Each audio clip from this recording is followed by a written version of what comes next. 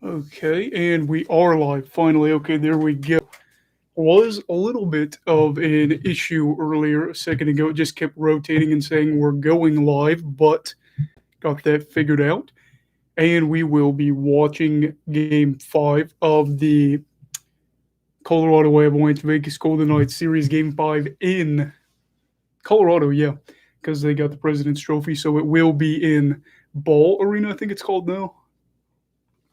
And we are going to hopefully get some more good results and maybe get some more subscribers while we're at it. I know it seemed like a lot of people seemed interested in this yesterday when I put on my story on Instagram, which is what I do on there. It's the same actual name and logo on here, so if you want to check that out, a lot of it's just video updates, but there is some occasional news that I post on there as well as some thoughts, and very occasionally kind of memes, kind of not. But let me get this game pulled up here. I got to just get my headphone paired up with it. That way we can do both. And then feel free to leave something in the chat if you want. And of course, I will have to do that tomorrow. The Lightning beat the Carolina Hurricanes. I don't know what the score is there, but it was 1-0 when I last watched it.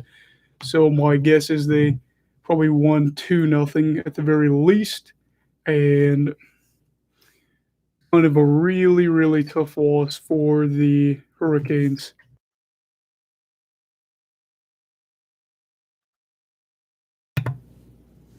There we go.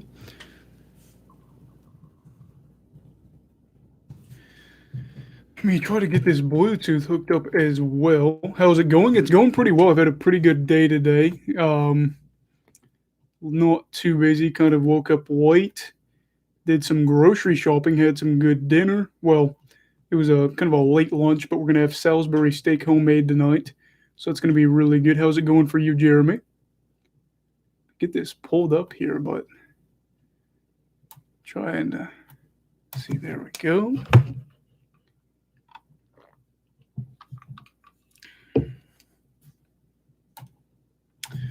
And of course, hey Cookie, how you doing? Your real name? Well, I won't say your real name on you because I don't know if you want to, but I know who you are.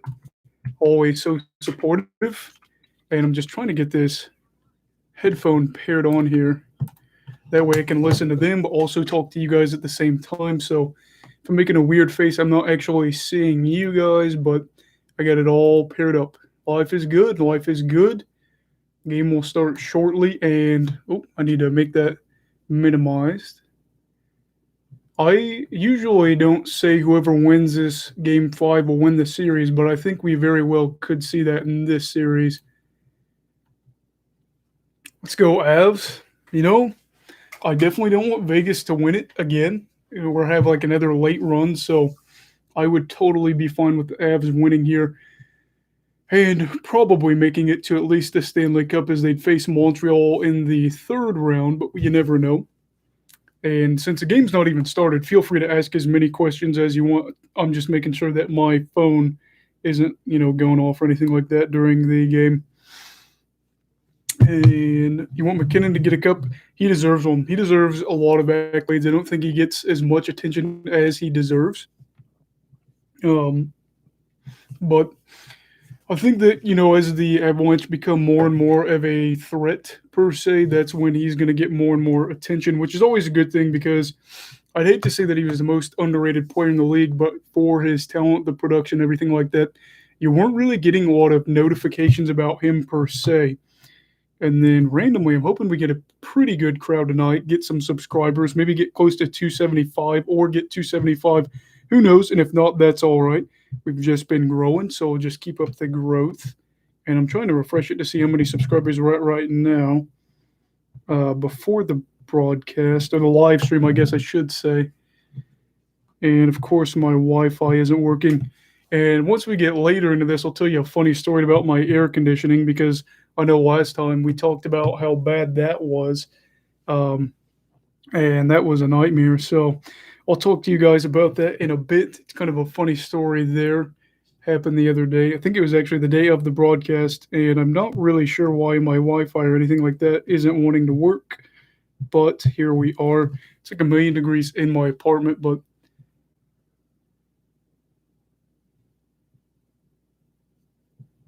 Analytic people like McGuire say he's amazing, but then go to Vegas and is just always talking about tickets.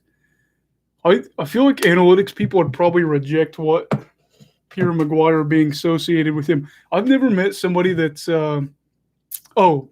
Yeah, I like Tuck. He's kind of a guy that not a lot of people that aren't bigger into hockey would pay attention to. You have it always seems like with him, excuse me, when you turn this up with Tuck, they always try that home run pass where they will try to dump the puck up ahead of him. Oh, I got to turn down the ice level. The ice level. They said ice. That's why I said that. But with Tuck, it always seems like they give him a lot of love whenever he's on the broadcast.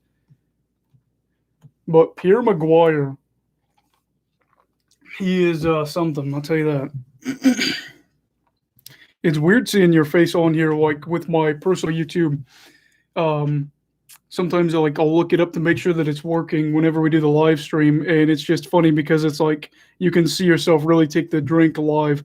And let's see how many subscribers we're at currently. So before the end of the night, we are at 261. I'd love to see us hit 275, but if not, that's no big problem because we have been growing fairly well over the course of this summer. We've been putting out videos, all that good stuff, and been getting more and more people wanting to watch us, and it's all because of you guys being supportive and being really just a great group of subscribers and all that. And you guys are the best. So hopefully one day we will sometime soon be able to do this professionally. And they're just kind of doing warm ups here. I don't even know if they've done the anthem yet, but I started it a little bit later just so we could not have to worry about as much of the warm ups and stuff like that. So Marchessault, Carlson, and Smith, that line has scored 7 of the 11 combined goals for Vegas in this series. And one thing that I never really got a lot of, as this game hasn't started yet, was Ryan Reeves. Now, I'm not saying that there aren't some good things with Reeves, but I think Reeves is a guy that his impact really isn't everything that it's put out to be for Vegas. And so that's why whenever people talk about, he gets suspended, things like that, it's not that big of a deal to me, I don't think.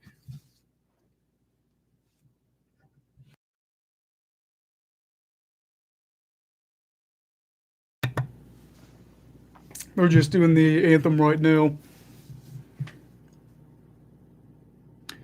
And I know that this obviously isn't the Avs or the. What your Avs? What's your favorite hockey memory? I will answer that, and then I will read Cookie's thing. My favorite hockey memory is probably. I don't know. It'd either be. Oh, that's tough. I don't know. Maybe upsetting the Lightning for the Blue Jackets just to get the monkey off of our back as a franchise, since we had never won a playoff round before. Kind of feel that when I played high school football, we hadn't won a certain thing in 16 years. I don't know if I say it. I guess since I said I'm from Indiana, we hadn't won a sectional title in 16 years, something like that. It had been a while. I don't know how many years it had been exactly, but it had been a minute, and we ended up winning that. So that was pretty cool just to get the monkey off your back, as they say. Caldry, he's something. He is a guy that you're a fan of if he's on your team, and then if he's not on your team, you probably don't like him. But also the Canucks, just last year probably when they made it to the semifinals. N.A. Gupta, sorry if I said that wrong, said hello. Hello to you as well. You are new. Please make sure to subscribe. There's a lot of great hockey memories, though. I will say that. There's just so many that it's tough to say.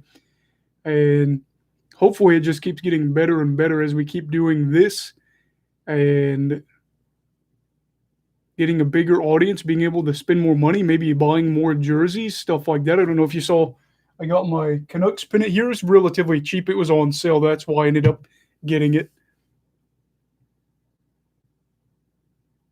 No problem, Cookie. Rooting for the Knights and trying to get more into hockey talk shows. That's good for you. Always glad for people to get more and more involved in hockey. So I have Fleury and Net and obviously Grubauer. And right now it is just still us waiting for puck drop.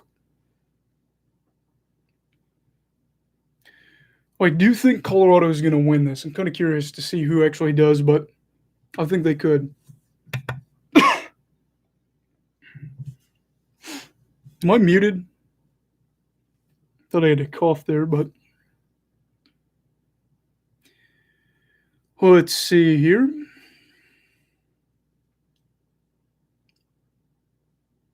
Colorado won the faceoff. Somebody's stick already broke within 10 seconds of the game. Couldn't see who it was. Avalanche trying to press to obtain the puck, but they've got a good chance here. Stevenson with a shot that gets blocked by Grubauer, goes up in the netting, and obviously you got to take the face off now. And then if somebody could message in the chat whether or not I'm muted or not, my mic's been acting really finicky. I have two different mics that I use for two different things. So if you could just say that my mic is working, you could just type in a Y or yes, it is working. That'd be great. Okay, good deal, good deal. Right now, Vegas has got the puck. And it is, I thought it was Marchessault, but somebody turns the puck over. Rantanen tries to do a little cross crease pass, but there was nobody there, so Fleury just bats it down with a stick.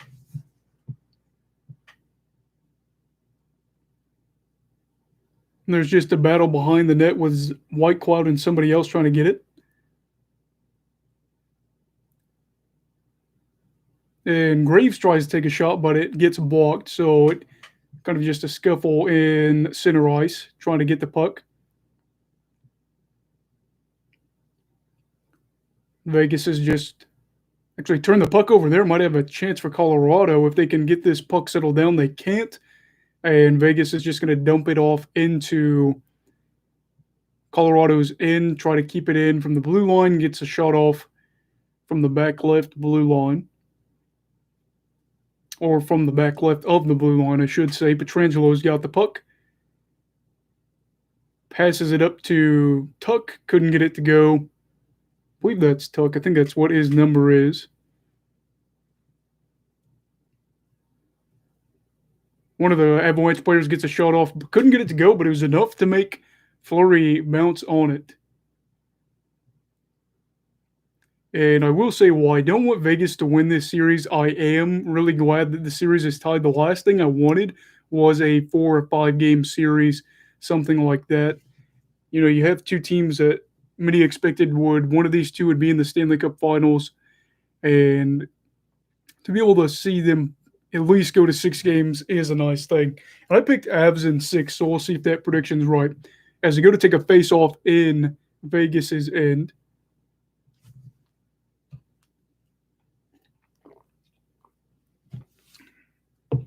Girard takes a shot and gets blocked, and the puck actually goes back. One of the Vegas players is good enough to get back and get a chance there. But Girard does a good job of recovering, getting back, getting his stick down, and what could have been a possible breakaway gets broken up there.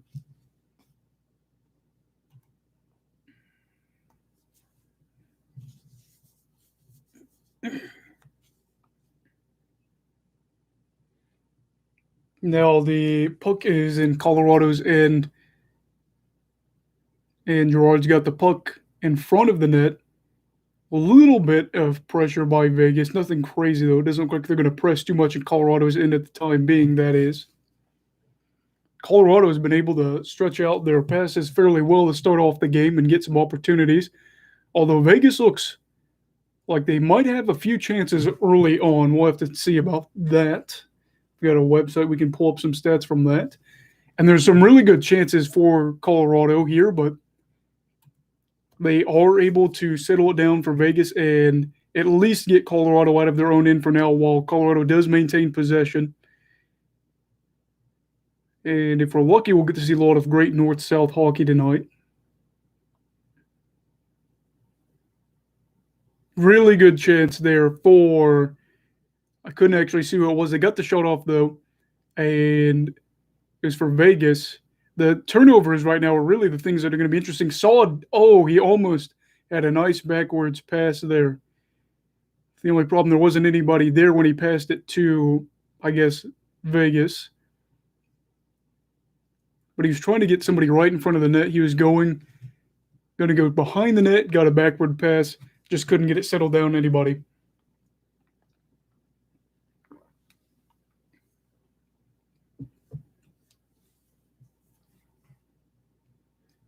Tays had a pretty good shot a second ago for Colorado. The series is tied 2-2, I should say, and the score is 0-0. How many minutes are left in the first is 16 minutes 9 seconds. Looks like shots are 1-1. That's one thing that both of these teams do. They limit the scoring chances pretty well. So whenever you look like you could have a breakaway against most teams, when it would be a breakaway chance, you're not going to get it because a lot of times they get back and recover just in time.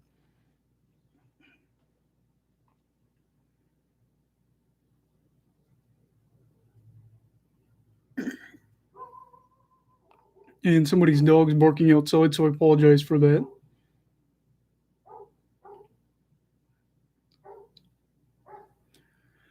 And I'm really, really interested to see what McCarr could do in this game. You know, somebody that's younger and they have got some experience underneath their belt, but can they get a really big blow to another contending team right now? And McCarr over his career has averaged about a point per game as a defenseman. And while points aren't everything, it is something to keep an eye on, especially a blue liner. Colorado might have a good chance here.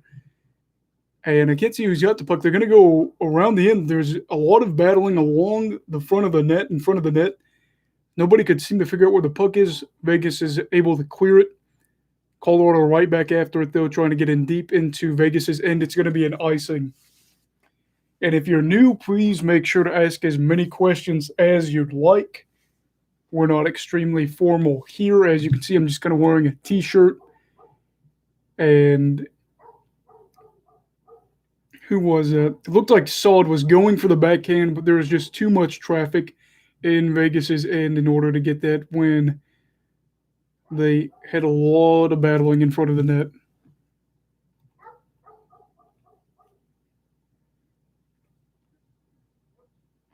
Tays passes it on down and still battling along the boards. Stone gets it to clear, but Colorado right back into Vegas's end. And a battle right along the blue line. Colorado is able to keep it in the end. Gets a little blooper type shot. Nothing serious, and the play will stop. And the shots are 3-1 in Vegas's favor right now. And while I'm not a big Vegas Golden Knights fan, I think Mark Stone, if he doesn't win a Stanley Cup in his time with Vegas, it'll be really weird.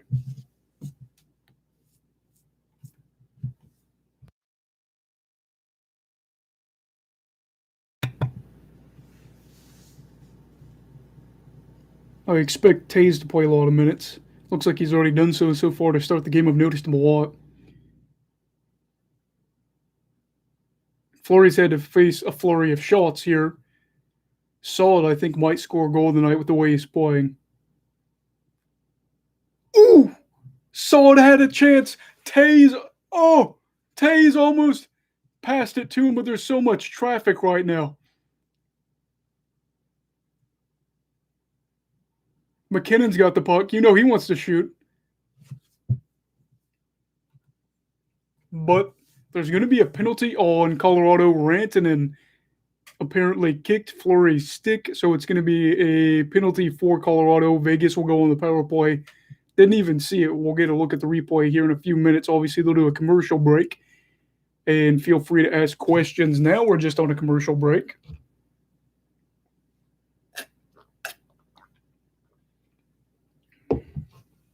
Gotta stay hydrated. Been trying to drink more water and all that stuff, especially in the summer where it gets hotter. But once we get into intermission, I'll make sure to tell you guys that AC story about my air conditioning. But for now, just kind of leave your thoughts down below. Rantanen is making just under 10 on the Avs, the most on the Avs, and has played horrible in the playoffs. I've kind of been super, super busy with the playoffs, so I haven't been able to keep up with a lot of players' stats and stuff like that. Um, he was in the top five for goal scoring, I believe, for the regular season. Again, I haven't really got to check the numbers for the playoffs for every team yet, but I'd have to look into that. I'm kind of curious to see how competitive this team will be once they pay McKinnon whatever his new deal will be within the next 2 to 3 years. Because I think after this year, he's got 2 years left on his deal, but for like 6.5 million, that is extremely cheap, extremely team friendly. And I don't know. I think it's one of those deals that you got to take advantage when it's going on. Who do I think is a better front line, Vegas or Colorado? Say probably Colorado. And I know that Vegas fans might not like to hear that, but when you have somebody like McKinnon out there, I don't think Vegas has anybody close to McKinnon.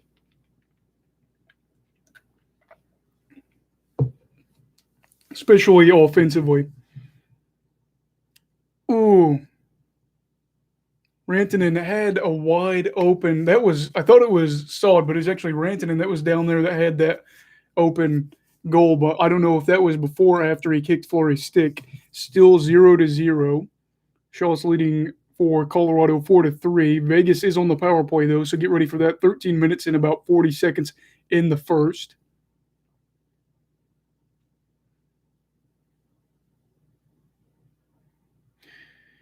And it's going to be, and Vegas is in right now. They just got to get things set up. Vegas was 13th for power play percentage in the league this year, and Colorado was 5th for the best penalty kill percentage in the league. Interesting to keep an eye on for. Make sure during the intermission to leave your thoughts on the Colorado Lightning series. I'll have a review of that in the morning because I did this live stream tonight, so I couldn't do like a review of that series. Otherwise, I wouldn't have been able to do the live stream. So it was kind of a pick or choose kind of night.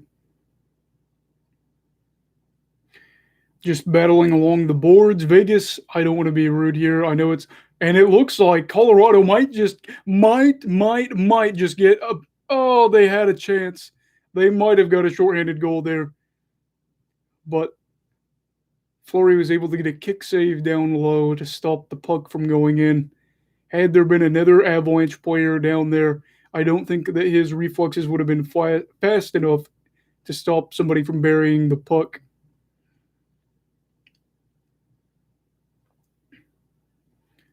Alex Tuck showing a lot of urgency on the power play after it's looked really sloppy for Vegas this whole time. And it continues to look rough. They just keep getting the puck out of their own end for Colorado, and it looks like they probably got a better look with that breakaway chance than Vegas had the whole power play. They've got 10 seconds left on the power play, but nothing generated so far that's been anything worth value. I don't even know if they've got a shot on net. Carlson's got the puck. Tries to take a shot, but it is back to even strength now. The penalty has been killed off by Colorado. Pietrangelo takes a shot, but Grubauer manages to get his glove down and save it.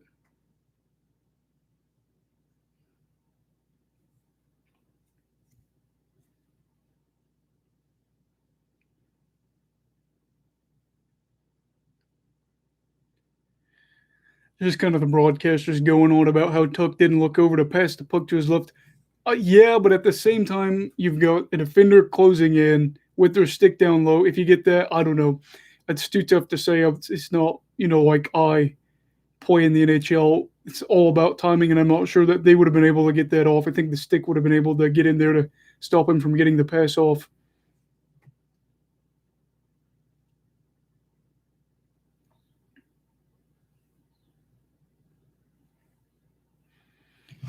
Just over 11 minutes here in the first, still 0-0. Rantanen's got the puck. As you recall, he was in the penalty box. And Rantanen, he's so far, he gets out of the penalty box and is taking a shot, and he's kind of rushed up into Vegas's end in order to get some offensive time. Never a bad thing. You like to see that out of somebody that just got called for a penalty, especially in a game where you could take the series lead and force an elimination the next game. You want to make sure that they don't play or not submissive, but I guess passive. Taze has been impressing me so far as well. I think that he was somebody I didn't pay too much attention to in New York, although I should have. He was a good player there. But in Colorado, he's been playing really well too.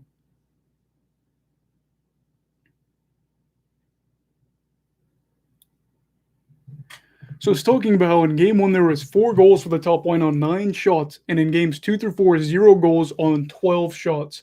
That just goes to show you how weird hockey can be as a sport, where you've got this top line that is overpowered that can score 4 goals in one game, and then none since then.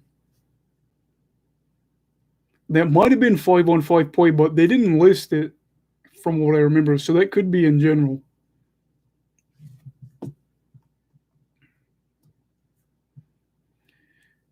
And while it's kind of been back and forth for both teams, I'd say Colorado might be playing a little bit better than Vegas, especially how sloppy Vegas's power play was there.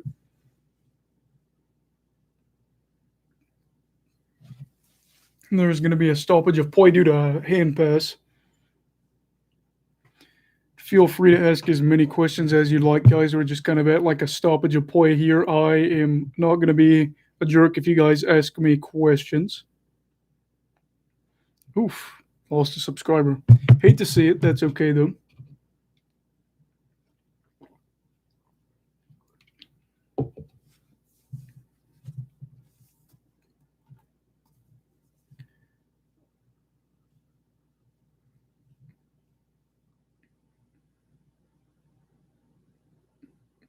And it looks like Colorado might have a really good chance here if they can get somebody to the center of it. No, they're just going to keep trying to shoot along the side, which probably isn't going to work, but they might have a chance here.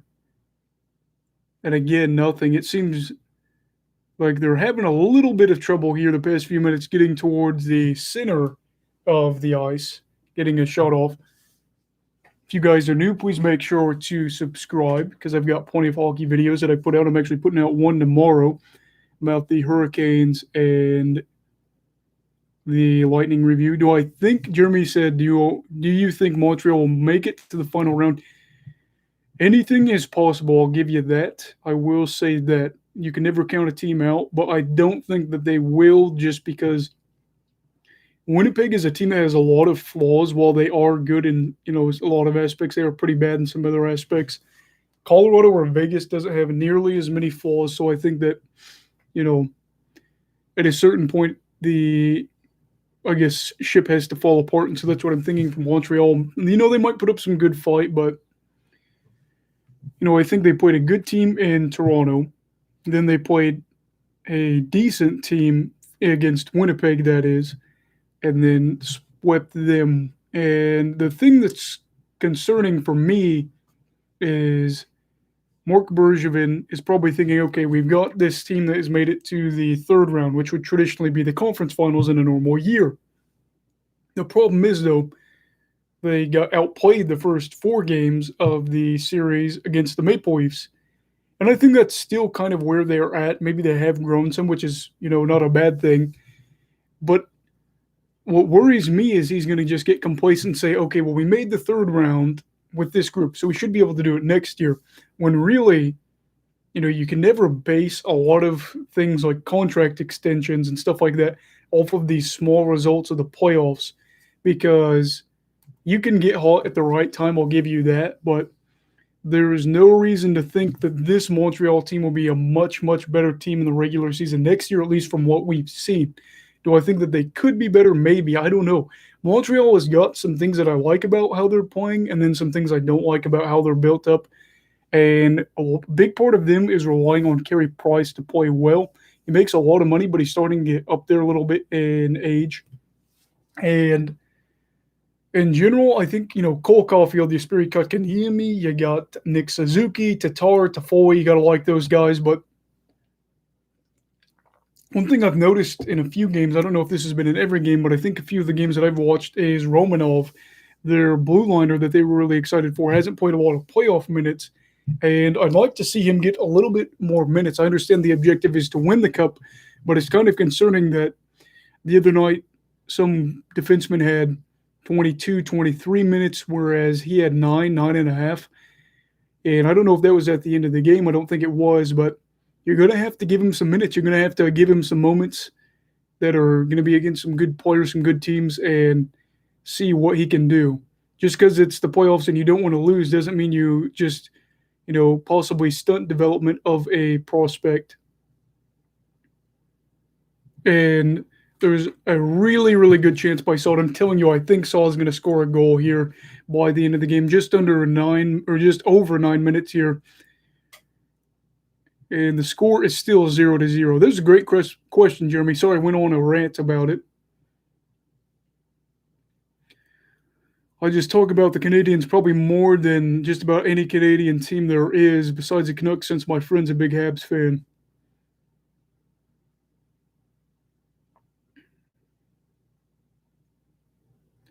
Timmins maintains control. I thought the puck might have went over the blue line, but I guess I was wrong.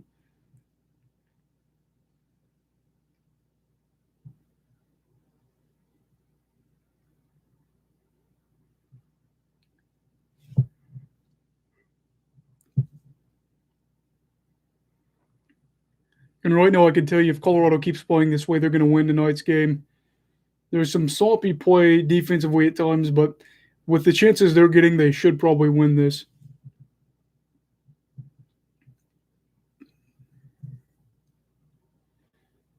Vegas has had to take a lot of shots from far out. It seems like whenever they do get a chance, it's kind of based around the fact that maybe they get it from a turnover or something like that.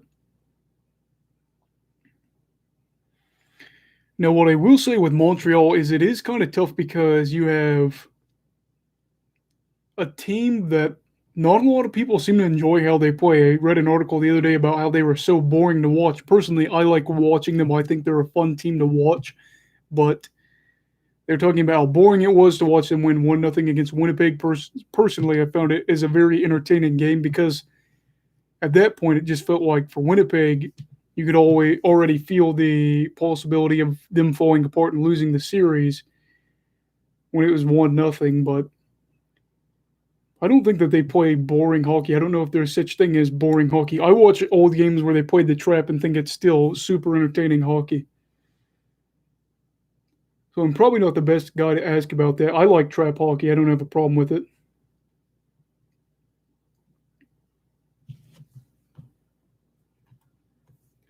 Colorado advancing into Vegas's end, and Tays is not afraid. I don't know if he's trying to get a pass down low or if he's taking some shots, but he's been able to get traffic in front of the net for Colorado just because of how he's getting the shots off, whatever you want to call them. I don't think that one was a pass. I think it was a shot. He's just got kind of like the timing of it, too. It doesn't seem like a slap shot, just gets enough on it to put a little mustard on it, as they say. Colorado's got a 3-on-3 situation here that turns into a 4-on-4. Ooh, Reeves tried to pass the puck behind. And I think maybe Colorado might be doing things where they're trying to make it a little bit more fancy than they should. Just take a shot. If you're down low, if you've got a okay look at the net and you're, down low in front of the net, take a shot. Not all the time, but with the way that they're trying to pass it back and get fancy, Vegas is right there ready to get it as they battle along the corners. McCarr takes another long shot. Him and Tays on that left side. Really, really fun to watch. 6.5 minutes to go, and it looks like the shots are 8-7. Let me make sure that's right. I think it's actually 6-7, but Colorado leads in that category. And we're still scoreless.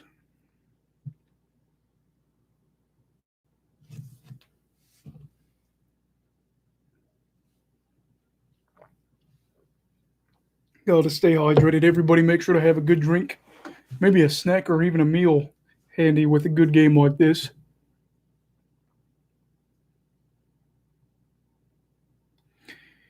And I will bet a penny that Saad scores by the end of the night. Don't know who I'm going to bet it to, but I'll bet a penny that he scores by the end of the night.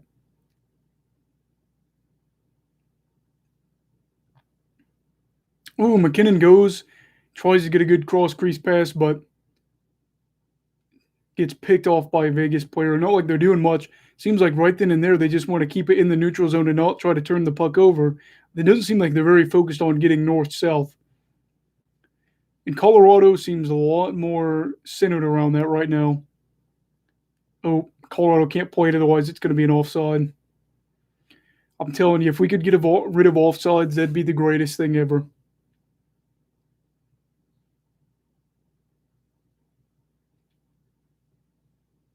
O'Connor's got the puck, tries to play it, and couldn't get it to go.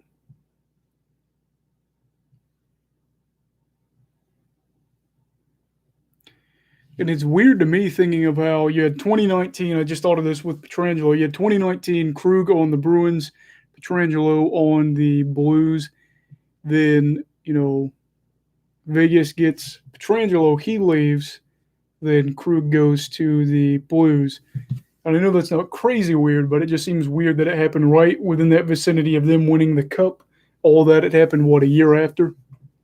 And we're at a commercial break now, so just feel free to have as many questions as you want. Avs are playing better than they have the past 2 games. Let me check what the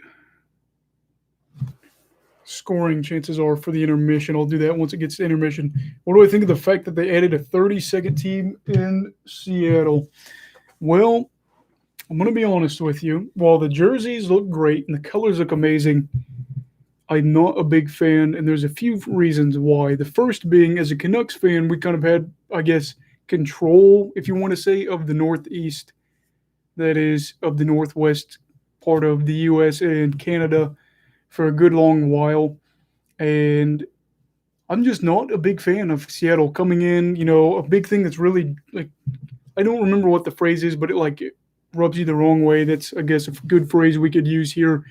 Is they talked about possibly hanging the 1917 banner when they won the Stanley Cup. You didn't win it. You weren't a franchise. You haven't had a hockey team in there for over 100 years. You don't have any right to hang that banner. And just some of the things they've done already just kind of rub me the wrong way. It's, they did some weird thing. I don't follow them on Instagram or anything like that, but I ran across a thing where they said sup when it was some weird promo video they were doing, and it's I don't know. The way they're doing things might sell tickets, so I'm not going to complain. We get a 30-second team, but I would have much rather had it in an area that wasn't by Vancouver. Houston, I'd be fine there. Anywhere away from the Canucks. Maybe even bring back the Barons, Cleveland Barons, to Ohio. That'd be kind of cool, especially since the Cavs aren't very good right now, but it's kind of my thoughts on that. And if you're a Kraken fan, I won't be mean to you because just got to support your team, but as an organization, I'm just not really a big fan of what they've done so far. Besides the jerseys and the logo, that looks good.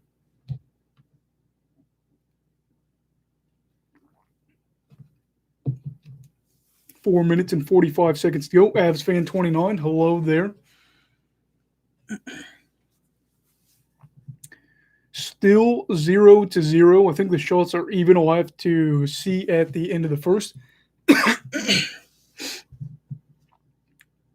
And for Vegas, I think I'd just try to say play a little bit less cautious. And for Colorado, I'd say play a little bit more cautious, or in the sense of don't try to do fancy things all the time. It's never a bad thing to do it from time to time, but it seems that Vegas might be expecting those backward passes.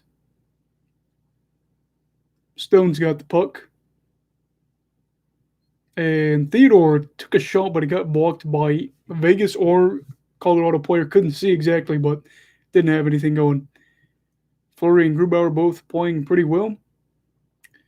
Yeah, I'd say so. I think that Fleury's had to face a few more chances than Grubauer, but anytime a goalie hasn't given up a goal, can't say they're playing bad, am I right? Brodeur won a game, or a playoff series, when he faced 7 shots. Didn't give up. Well, he might have given up 1 goal, but either way, you get a win, you give up 1 goal. That's all that matters. You don't have to tell them about how many shots they got off.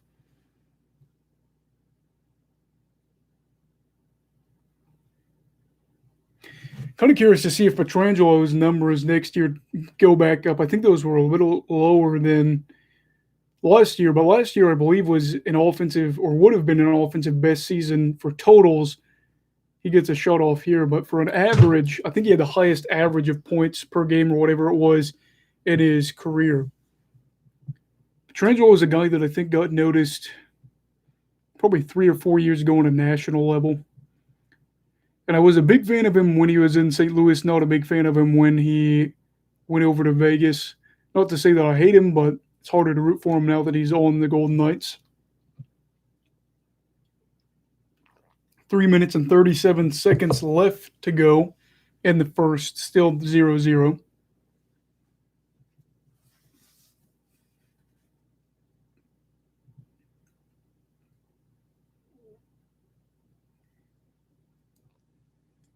And the Marchessault line's out against the McKinnon line right now, so we'll see how that goes. I don't remember how many games Caldere's got left for this ban, but I imagine at least by the end of the third round, he should be getting back. Vegas is playing it down low. Had a good chance there with a little behind the net pass, gets it up in front of the net.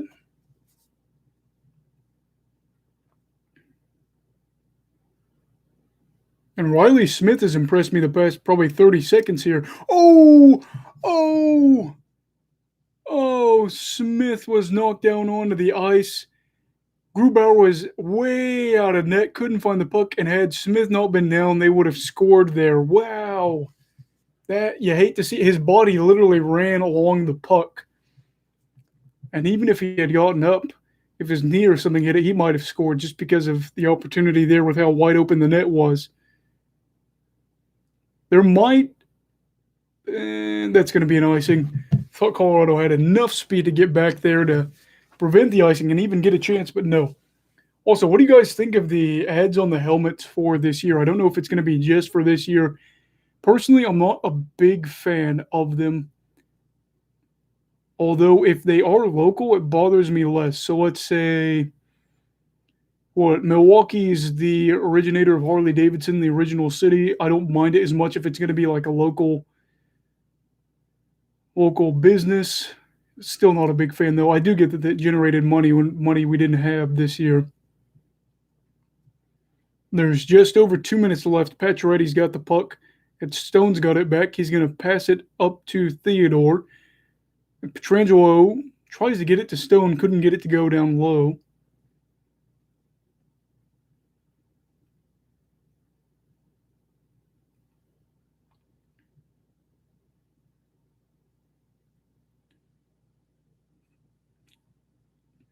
Fleury blocks a shot. Nothing crazy here.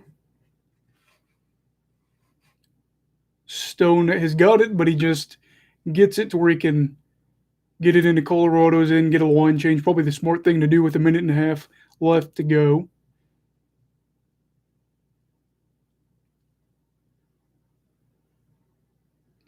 I can't tell who's got the puck right now. It looks like they're just battling along the boards down underneath Vegas's end.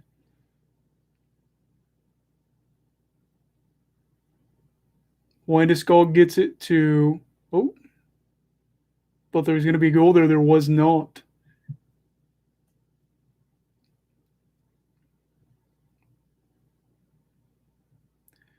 And while I'm not going to say hitting is the greatest asset you can have, there's been a lot of hard hits in this first period. Always fun to watch.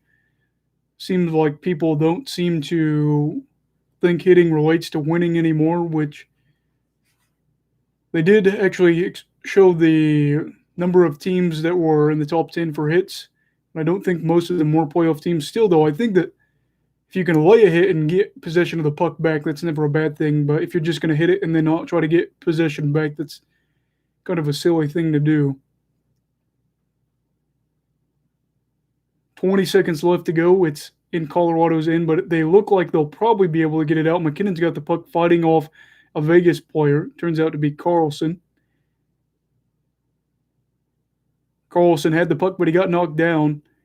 There's 5 seconds left. Saad goes for a shot. Gets it to go with 0.8 seconds. 0.8 seconds left to go in the first. I said Saad was going to get the goal. Saad got a goal with zero 0.8 seconds left to go. That's crazy. They're obviously going to probably have to go back and review that. But Saad, it's from out wide too. You didn't expect him to get it, but he gets a weird, funky angle, and it fits just over Fleury's shoulder. That is terrible.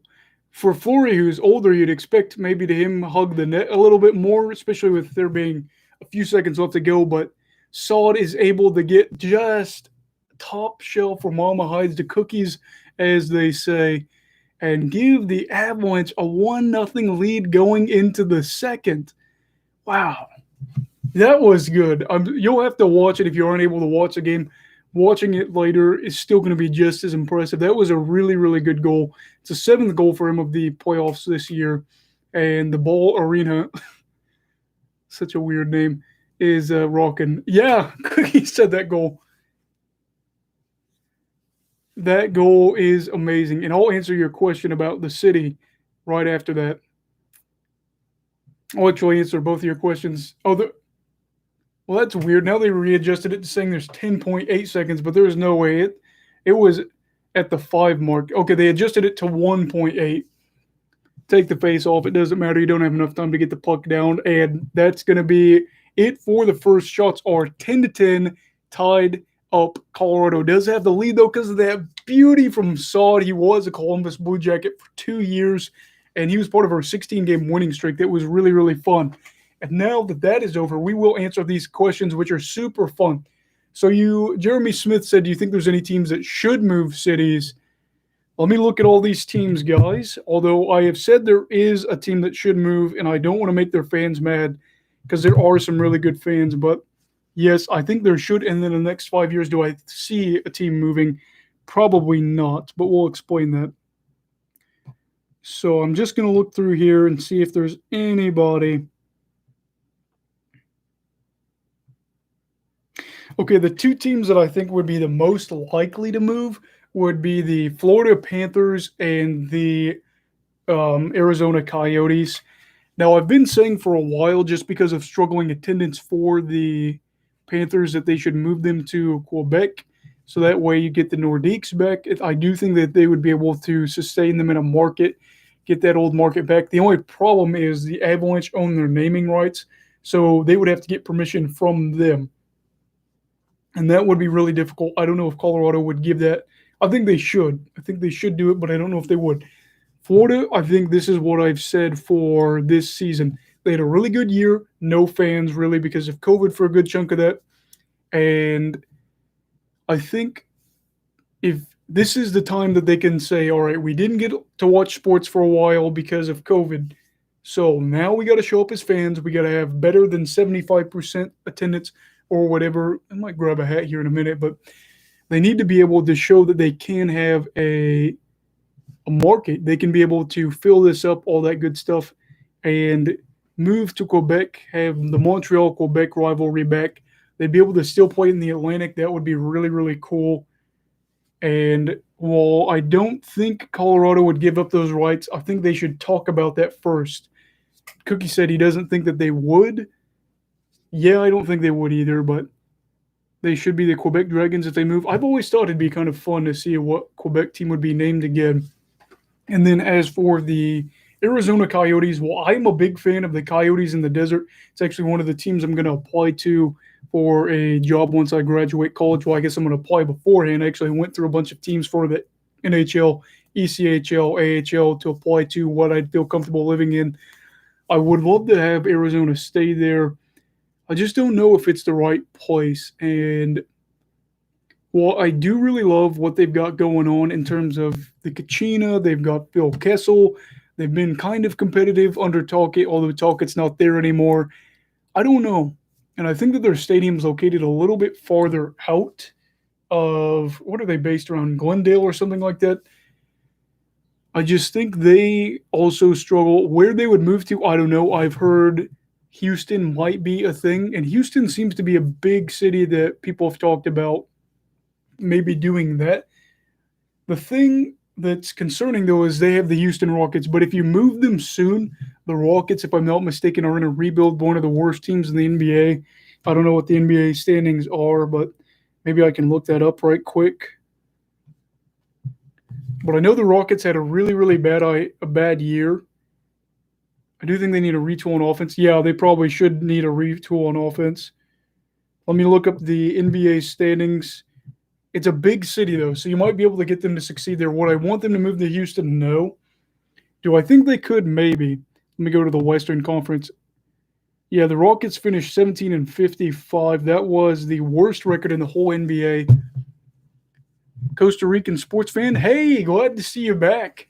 I had a bad semester of school, so I feel you there. I'm glad you're back. Glad you're enjoying hockey again. But yeah, we were just talking about two teams or a few teams that I think could move cities or should. And we'll see what happens for them. I'd love to see them either stay there or go to a different market. Just going on the other end. Talk about Clayton Keller. I want to get a Phil Kessel Kachina jersey. That looks really good. You know what's funny? They've had Antti Ranta there for probably a good 4 or 5 years. And I don't know if he's a free agent now or what, but at this point, he probably should be.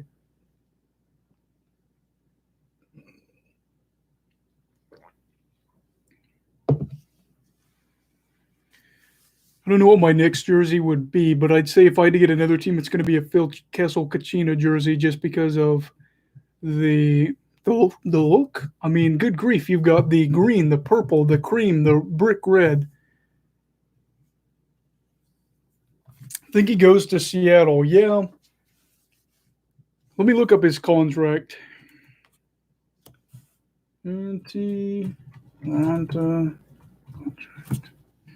I remember he got traded to who was it? Was it that he got traded to New York and then got traded to Arizona? I don't remember exactly right. So he is actually a unrestricted free agent now. So actually he can't even be used in the expansion draft, which I thought would have been a good idea there to protect Kemper.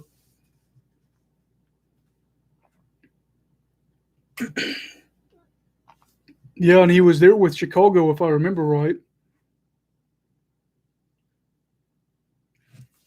Maybe he wasn't in Chicago. Maybe I'm crazy. He's a guy that is good. Autocorrect is annoying. It's the worst. Yeah, no. Ronta's a good goalie. I do think that in a team that's going to be defensive minded, but he struggled with a lot of injuries the past 2 or 3 years. Not really sure if he'll be able to stay healthy. Although for a team like Seattle, just getting a goalie that could probably fill the spot in net and not be bad. Now, there has been a lot of talk. People have said that the blue line with the expansion draft should actually probably be pretty good for Seattle. So maybe there'll be a team that's able to play good defensive hockey. And who knows? I think as long as they're able to be competitive, they'll probably be okay. If they could get into the playoff hunt and stay there for most of the year, I think Kraken fans, which is so weird, they say Kraken, which if you say Kraken, that's supposed to be something that's a mythical creature that's supposed to be super scary, all that good stuff. But my mindset is if you do Krakens, one is already hard enough to kill, but multiple would just be a nightmare. So why not do Seattle Krakens? I know people kind of seem to not be as on board with that as me. I don't care though. That's fine by me. Could it be the Seattle Karens? If their fans ever complain, you know it's going to be a big issue because of that Seattle Karen meme that's going around where it's got the lighter blue that they have as the hair and then the eye. The may I speak to your manager look. Since we're at a commercial break and it is the intermission, feel free to leave comments down below. I'm just killing time.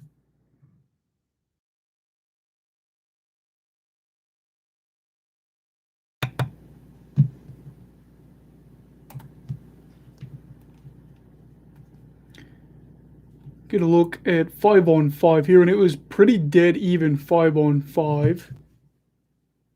Seattle's logo is really good. Yeah, I think that as well. I think Seattle's logo is banging. It's kind of a unique logo too. It's simple, but it works. I was worried what they were going to be. They had a lot of names. I thought Seattle Seals could be one. Seattle Seagulls. They had some really cool name ideas. But they went with Kraken. I'm not going to say it's the worst thing in the world. The colors are the thing that really goes. You get the traditional, more navy-esque blue. Then you got the lighter blue.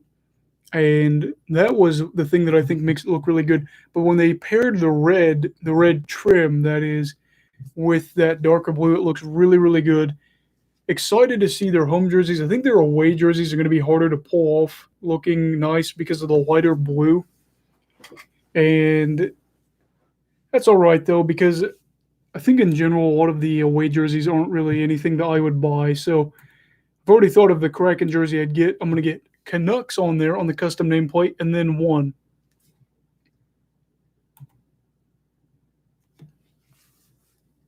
Let me take a look at what the score of the Lightning Hurricanes game was. 2-0. You hate to see it. Braden Point is just so good. Braden Point is somebody that could be a top line center somewhere else. I worry about where Carolina's headed as a franchise. They shouldn't do anything dumb here because this is still a really good team. Losing a short series again does really hurt for Carolina. Lost in 5 games. I think we might be getting a better look at a team that's the better version of the Maple Leafs in the sense that they actually get playoff results but can't beat those top teams.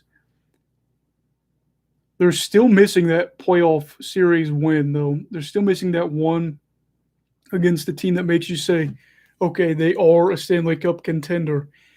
They beat Washington. And while Washington's a good team, that 2018 run might have been a fluke. Then they beat the Bruins. Or not the Bruins, they beat the... Who did they beat? Who did they beat the next year? I don't know who they beat, but then they ended up getting beat. They had that conference finals run, obviously. And then, they lost to the Bruins last year. And then they beat the Predators this year. Still not anything that I'd say is proving that they are for sure contender. How is Mrs. Hockey Brigade? She is great. She's doing really well. We've just been kind of busy. Just got a notification about the sod. She always likes it when people ask because she thinks it's like the funniest thing that people actually like know who she is. I say no, but we obviously keep her like personal information pretty private, but she always likes it when people ask how she's doing. She's doing pretty well, making some good food, I hope. She's a really, really good chef, so it's always nice. She's got some fun recipes for this week. She's got Salisbury steak she's making tonight. She's going to do it right and not do it a lot of ways. I think people skimp when they say they're going to make things homemade. She does things homemade, makes food that's amazing. And then she's never made jerk chicken before, but if you've never had jerk chicken, it's one of my favorite meals. And she's going to make that within the next coming days. She's really excited for that. She's been helping me out a lot with YouTube and all that. But all in all, she's doing really well. Really, really good. We're coming up with some ideas on what we could do for dates and stuff like that. There's some strawberry festival or something like that somewhere that we might go to whenever that happens. And then she wants to go to some wine testing thing. And so I figure we might be able to do that as well. What's your favorite meal she makes? Okay, so she's got a lot of great meals, so it's always tough to say. But I'd say my favorite, she makes homemade Alfredo. It is so good. She'll make the garlic bread too and all that. It's amazing. It's my favorite meal that she makes. And it is the kind of thing that you get up in the middle of the night. I don't even usually like warming up my food. I heat it up. Or no, I don't heat it up. I'll just eat it out of the fridge. But it's the kind of thing that I'll wake up at 4 in the morning and heat it up just because it's that good. Where did she learn to cook from? I think a lot of that was from her grandma and her dad. Her dad's actually a pretty good cook as well. Um, they're just kind of a family that knows how to cook. I don't know if that's an Italian thing or what, but they make really, really good food. And she also has learned a lot of it just kind of on the fly. She'll make something the first time and it'll be really good, but she'll make adjustments from there in order to make it better. Her family makes really good fried chicken and spaghetti and meatballs. It's really good spaghetti and meatballs. And I'm not a big spaghetti and meatballs fan, but I don't hate it. But it's kind of like a neutral food where I'll eat it if it's around. But they make it really well, so I'm a big fan of that. Still in intermission.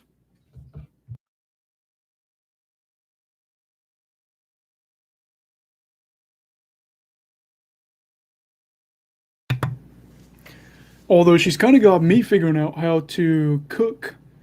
I am not a very good cook, but she's been trying to figure out things I can make, especially if she's ever sick. And I'm getting okay at making quesadillas. I know those aren't very hard to make, but I've gotten pretty good at making those. And then there's something else I learned to make. I don't remember what it is when I come to think of it, but just to have a few things in pocket in case she's ever not feeling well or anything like that. She's really good at cooking, so she usually never has me make any food because I can't really make food, but she's got me learning a few things just in case. And occasionally she will ask me to make them, which is fine because I like making that food stuff too. Right now, they're just talking about the Bill Masterton Award, I guess I should say, and nothing too much there. I don't really talk about that because that's an award. I'm not going to say it's a bad award, but I don't know. It's kind of weird because if you do a lot of social work or something like that, it feels weird to give somebody an award because they're doing something that they, I guess, feel that they should do. So, kind of weird. Although it's not only like that, I think it's for good character in general. You have Lindbaum that had cancer. It's really great to see him back. Cancer can just ruin your life. For him to be able to get back to hockey, that was a big, big thing. Really happy for him. There's a lot of weird injuries players get now where you had Nolan Patrick with his migraine history. I'm somebody that gets migraines on a fairly consistent level too.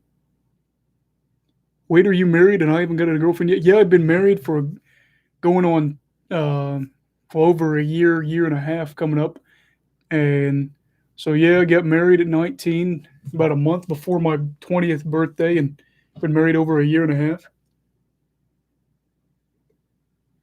It's kind of crazy because, it feels like I just met my wife yesterday. And, we were talking today. She said, come in August, it'll have been 5 years that we first met each other.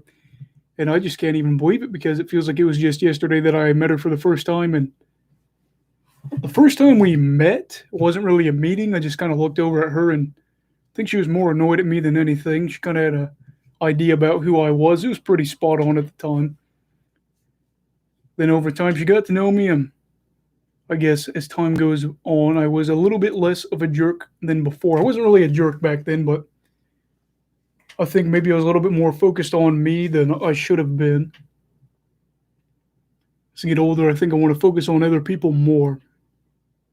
Which is weird because when you're a kid, you really love getting gifts for the holidays. And I'm not saying I don't like gifts now because, getting that, I guess this wasn't a gift, but getting this was really nice. But I think as you get older, especially as you start to get around people you care about more, you get more excited about what you're going to give them just to see them happy and all that. So that's always a fun thing. I can only imagine what it's like to have a kid or something like that and get them something, they've just been wanting more than anything in the whole world. Intermissions feel like the longest thing. I'm not going to lie to you. Although you get to learn more about me, and if you enjoy that, that's probably a good thing. And we will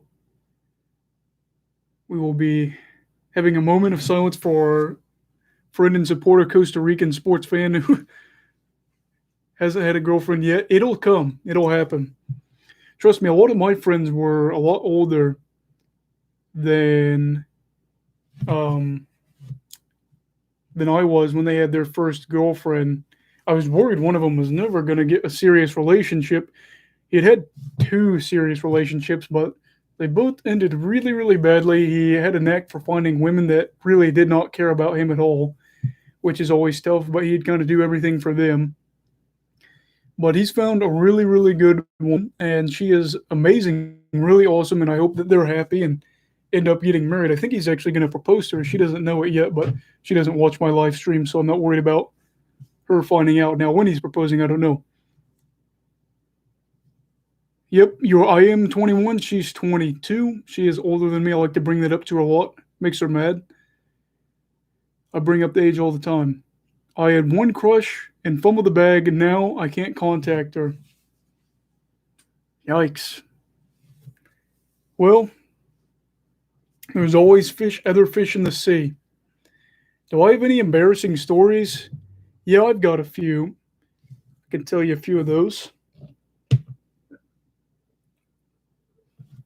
I'll tell you what, you hold that thought, and I promise you I will come up with at least one when we get to the commercial break, and I'll make sure to tell it to you then. But don't you let me forget. I'll at least have a few. When do I think I'll go to another hockey game? Whew.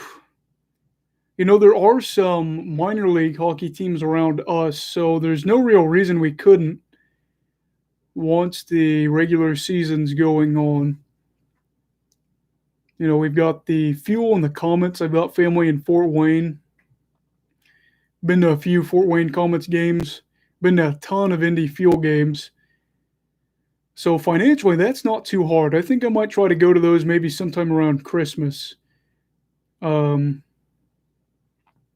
my family lives up there, some of them, they'll probably be able to get some pretty good deals on that. So we might be able to go to there. As for the NHL, whenever I have money, that's a big problem. Finding enough money and having to go to a city since we really don't live around one that's close. But I definitely want to go back as soon as possible I might go to an AHL or an ECHL game as soon as possible once the regular season kicks off again. So good question there. Do you think the series will go 7 games?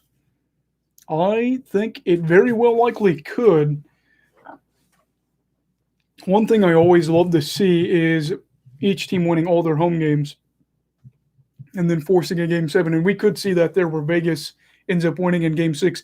Those are the best because the whole narrative is you don't lose at home. You win at home and you try to do what you can on the road. So if it sets it up for a game 7, that's really fun.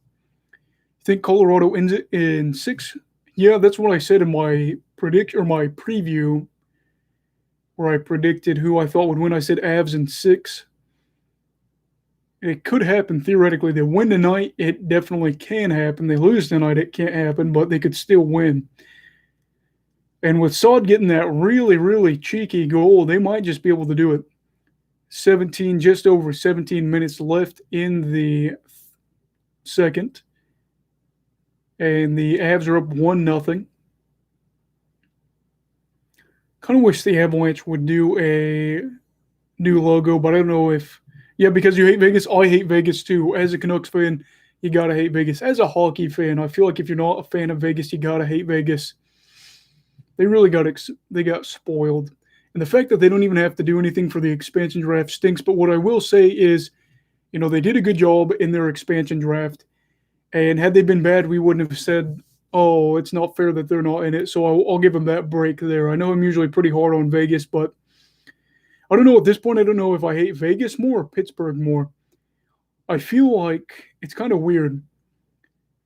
I feel like since I'm not covering just the Blue Jackets, especially on Instagram, now I'm covering all the teams, I feel like Vancouver has kind of crept in there more as tied for first. And I think that once we move to Canada, they'll probably take that one spot. So I imagine Vegas would take that cap.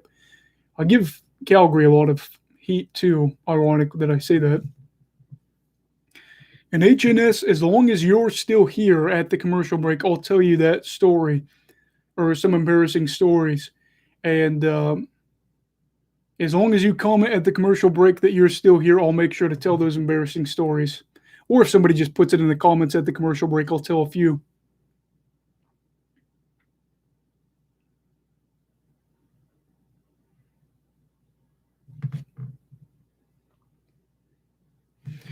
Life would be a lot easier for Colorado if McKinnon got to scoring again. I don't know when the last time he had a goal was. I'd have to see, but thought the other day I read that it was game one. If that's true, it's really tough. This team's built really well. Although when you have a player like McKinnon that's that good, that provides that much offense, it's going to be really tough to advance if he's not scoring for you. Rantanen should be scoring some more too. Got to take a look at his numbers, but I was reading an article. Somebody said in the chat that he wasn't playing super well, but I was reading an article the other day talking about his woes, I guess. See if we gained any subscribers. And if not, that's fine, because I'm having fun regardless doing these live streams, just talking to you guys, and hopefully getting to the point where you can, learn more about me. Colorado's got the puck. The chat has got it that there's only one person in here. That stinks if that's true. Hopefully it's not. We had a pretty good crowd a second ago. I don't know where it all went. Colorado's got it. They advance into Vegas's end. Battling along the corner. Gerard takes a shot, but Fleury's able to get it in his glove.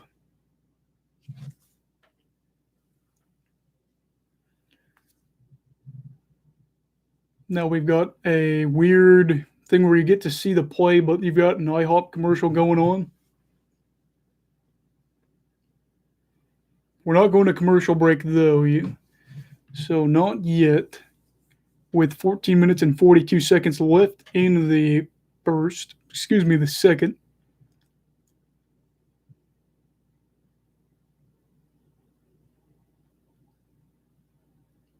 International House of Burgers, you're darn tootin'. I remember when I thought that was going to be permanent, and even though I don't go to IHOP all the time, I was getting mad. I like burgers, but I was like, it is not IHOP, it's IHOP. I get really heated about weird things, especially when it comes to food. I remember we used to have Papa John's days once a month at our school, and when I was in high school, I'd get like 6-7 slices because I worked out about 5 hours a day, maybe a little bit more, so I was in pretty good shape. And one day they did, and I had like a meltdown in weights. It wasn't like where I was like yelling at anybody, but I was just like, I brought extra money today. I worked out super hard. I want pizza, real pizza, not the school's crappy pizza. And of course, over Colorado with a good chance. Fleury gets a save, but they ended up doing it. The next thing, there's some fighting going down in front of the net. The officials being boring, breaking it up. Burakovsky and Kolasar just smiling at each other. Yeah, I do agree. We have a lot of burger places, and I don't know what it's like in Costa Rica if you still live there, Costa Rican sports fan, but if you're not a good burger place, then don't be a burger place. It's kind of how I look at it. You can have a cheap burger but still make a good burger, but there's a lot of places that don't know how to make a burger. And I'm not saying I'm great, but I like to do, my wife calls them buffalo bacon burgers. That's what I make. I will, just season the beef and then put on bacon after I cook it on top of there, make sure it's nice and hot, and then put cheese on it, and then put buffalo sauce on there. And with that, it's really, really good. I've heard good things about Costa Rica. Definitely got to visit there one time. We plan on vacationing a lot of places, so we'll see. That is, obviously, if we make enough money to, which is the dream. It's been a long, not even 30 seconds of play. It's still in the 14th minute in the second. Shots 15-11 in Colorado's favor.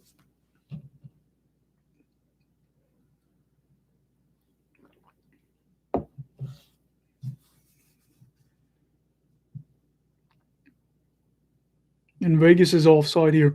It's funny, though, because wherever you are, it seems like wherever you live, you either are someone or someone that like always disses on your country. And I'm not talking about like politically or something like that, but they'll pick the most random thing and they'll be like, it stinks because of this. And it's like, well, other countries would probably have that problem as well. So, and it won't even be anything like, poverty or anything like that. It'll be something really random that they'll be like, I hate it because of this. And it's like, well, that's not the only country that deals with that. So I don't know why you're dogging on the one you live in specifically because of that. I don't mind living in the US. I like the part of the US that I grew up in.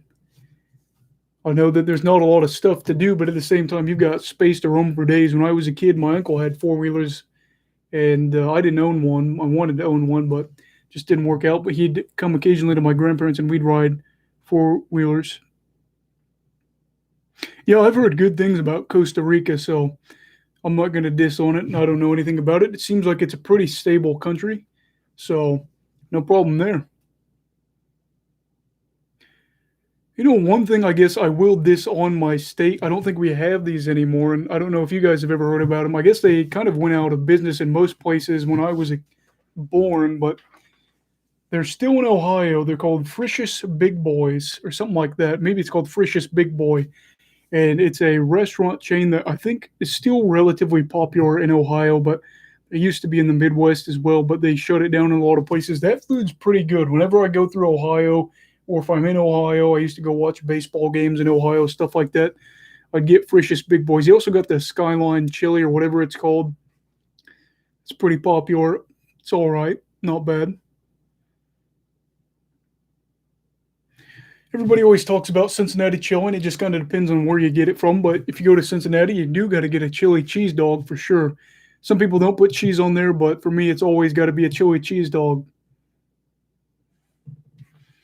As you can tell, I definitely don't eat the right way as the game kicks back on, and I forgot to do the embarrassing story. Somebody remind me when we get back to another commercial break. McKinnon threw the legs of another defender.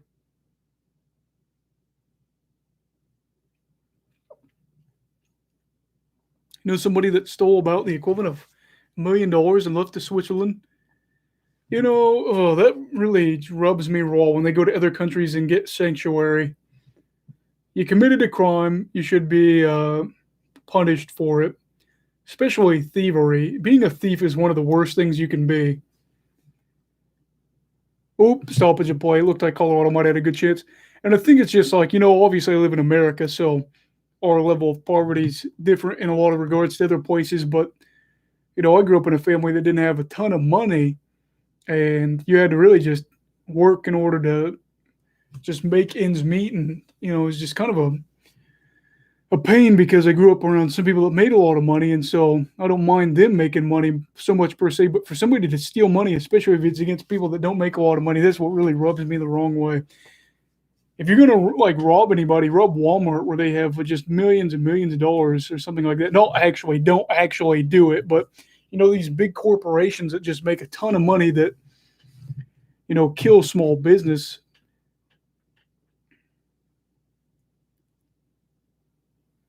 In general, don't do crime. I'm not saying do crime. So if anybody sees this, Hockey Brigade did not say it's okay to do crime. Let's just get that out there just in case somebody has to watch the replay of my live stream. But yeah, you should be punished for stuff like that. Obviously, there's different levels of punishment for different crimes. I do get that, but steal a lot of money, you should have to go to jail. And I'm not talking about one of those like rich people jails that are like prisons. We get to have a lot more freedom than a normal person would.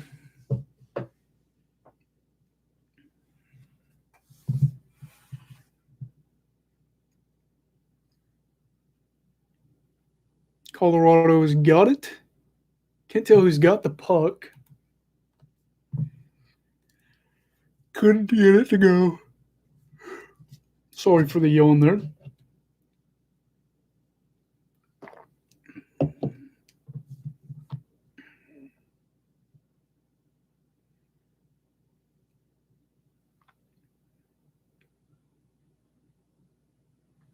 Feels weird at times because I feel like we've got to see some really good hockey in this game, but I feel like we've got to see some really sloppy hockey.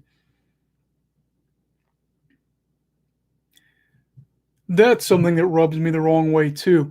You will see these defensemen. So this is true. They talked about this. So they've talked about how when the other team, let's say Colorado, is going to get called for icing, but the Vegas defender never, ever, ever tries to get the puck, and they just let it. They just slow skate down to the end and let the puck go down for icing. If you're not going to actually play it, let the thing play. That's how I feel about it. I think the league's going to have to fix that. They don't seem to want to address it, though, and it happens all the time. I hate icings. And if they aren't going to actually try to get it, they're just going to look at. He looked at the official, and they didn't try to make a play on the puck. If you're not going to do it, let the play continue. Not a big fan of icings. Not a big fan of offsides. But icings really rub me the wrong way when the defenseman doesn't actually even try to get it. We've got just under 12 minutes here. Vegas is down 1-0. Shots still 15-11. Colorado. Colorado's got a 3-on-2 going here. Oh, they had a good chance, but they couldn't get it to go. Golden Knights got a 3-on-2, but that slowly disappears because of Colorado.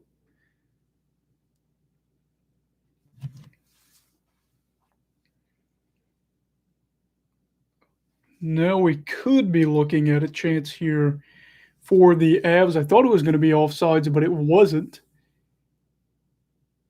And this is ridiculous. Colorado is going to have to work on making sure that if they are battling along the boards, the last thing they do is just a sloppy pass, because it just turns into Vegas being able to get the puck back when they're really not in a good situation. And I hate to be rude here and make it seem like it's a for sure thing, but whoever wins this series, as we get a good chance here that probably isn't going to happen due to Vegas getting back. But as we look at this series, whoever wins this likely goes on to at least the Stanley Cup because they play Montreal. Now, Montreal has played really well, but these are two really, really good teams. And you got to think they at least have a relatively good chance to beat Montreal in the next round. Oh, a wraparound goal! Oh, Fleury covers. I thought that it was going in for sure. We got to get a replay here. Oh. It wasn't Fleury that stopped it. It was 19 for Vegas. Can't think of his name right now. He managed to get his stick there just in time. That would have been a goal. Oh. I love how I'm just like actively rooting so hard against Vegas right now. Maybe if they actually are bad and their fans still support them, then I will do it. One thing I will say is they really have had supportive fans throughout all this, but it's not like it's been hard to be a Vegas fan. Congrats, you didn't make it. There you lost a 3-1 lead against the Sharks and got gypped there.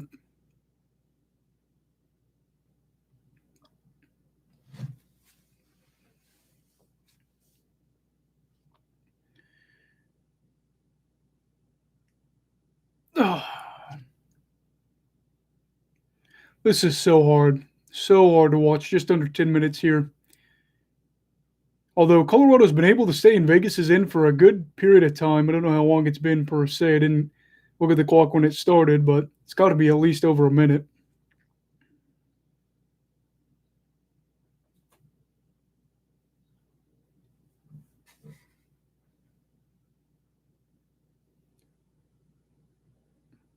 Colorado might have a. Oh, they just keep leading these passes too much.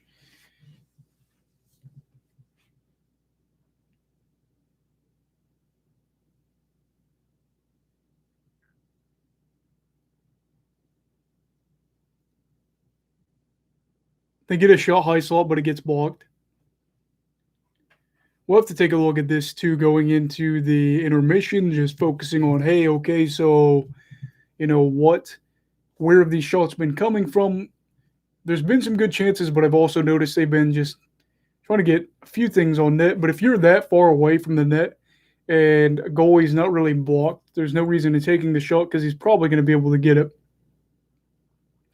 A big reason Salt was able to get that goal off, though, was because Vegas had a defender on him. I don't think Fleury thought he was going to be able to get the shot off in time. He did. Fleury, Fleury didn't block that whole net, which he should have.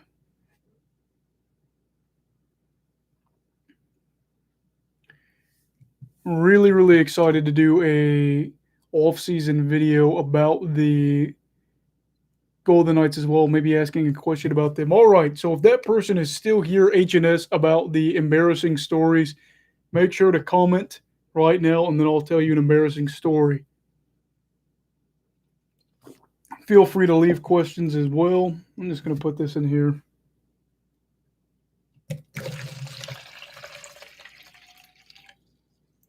Cookie is back. And I was hoping that person that wanted to hear an embarrassing story would still be here, but I don't think they are. Cookie, how do you feel about this game so far? It's 1-0, but I don't know. I think Colorado might have won this. Oh, you're here? Okay. I've got a few, none are crazy. I mean, I'm sure I've got a bunch of embarrassing ones, but I have to save some for the privacy of myself. A big one was I have a fake tooth, and it is actually like put in there like through some, I don't know exactly what it is, but some wiring or whatever. But back in the day, it used to be in my retainer, and so I would pop my retainer out, put it back in all the time, blah blah blah. Well, one day I end up going to weights, and I'm talking to a buddy, and excuse me, I talking to a buddy, and he goes, "One of your teeth is missing," and of course I'm like, "What in the world?" So anyway, I go up to my weights teacher after I'd already talked to people for like 20 minutes. Nobody else had brought it up to me except my friend, of course. And I go, "Hey, I lost my tooth." And so then, after 20 minutes of people talking to me or whatever, they laugh because they realize I figured it out. I have to end up looking for, it was at least a whole weights period in the weight room, or not the weight room, but the locker room on our floors for the tooth. And the problem is it's got like these really tiny dots. Like I'm talking super tiny, like you could do with a pin all over the floor. Like that's the design. So when they do that, I'm looking for an hour, can't find it. And it's just randomly, they end up finding it later by the door of the weight room. So I don't even put it back in my retainer because I know it's going to be dirty. I save it for home or whatever and get it to the doctor and they get it fixed up. That was an embarrassing one. Another one was one day I had like, I don't remember exactly what it was, but I had like Velcro stuck to my back from something from home. And I walked around basically all day. Nobody had told me, of course. There's a few more that are just crazy embarrassing, so I'll have to save those for myself. But I can probably think of a few more that I could say without either embarrassing myself too much or getting in trouble for me doing something dumb. Although some guys in my high school ended up saying that they revealed it while our administrator was there that they were playing with the soccer ball because they were on the soccer team or whatever, and they kicked it up on the roof of the building. And what are we looking at here? We had a review, but it's not a review. So they end up getting it on the building. So what did they do? I know these guys personally, so I know they're not lying because they're not dumb, but they make dumb decisions. So anyway, they go to Walmart, buy a ladder, like a 50-foot ladder, because the thing's about 40 feet high, and this is so crazy that they did this. They end up like keeping the receipt. They go to our school in the middle of the night, and they get somebody to climb like 40-some feet in the air on the roof to go get it. How they got it up there, I don't know. But so then they do that. But not only that, they go back to Walmart and return the ladder after they had just bought it about an hour beforehand. And they told that our administrator was not happy. I'm pretty sure they got in trouble for that. One of a fake tooth. The other one just never grew in. I got braces for about 4 or 5 years or something like that. Family saved up for that. That was good because my teeth were a mess. Like I had teeth that were connected, like a bunch of teeth that were connected, and they were spread out really weird. So I had really like crazy teeth. All of that was my baby teeth though, but then I got braces, and while they're not perfect, I do need to get a new retainer or something like that. Probably they're in so much better shape than they were before. But yeah, one of my teeth is fake, and whoever put it in did a terrible job. I'm going to make sure to never recommend them to anybody. They got a tooth that was too small, and then they also got a tooth and they put it in at the wrong angle. So it's not like the other teeth. And the odd thing is, when I told them I didn't like it after they had done it, because they didn't show you till it was done. They said they're going to charge me again for it in order to redo it, even though it was their mistake. But it is what it is. I can get, in a few years, I'll probably get it like professionally put in by somebody else. But as right now, I just don't have the money. 6 minutes left to go here. Shot 17-12 Avs. Score 1-0 Avs. And we're looking at an icing.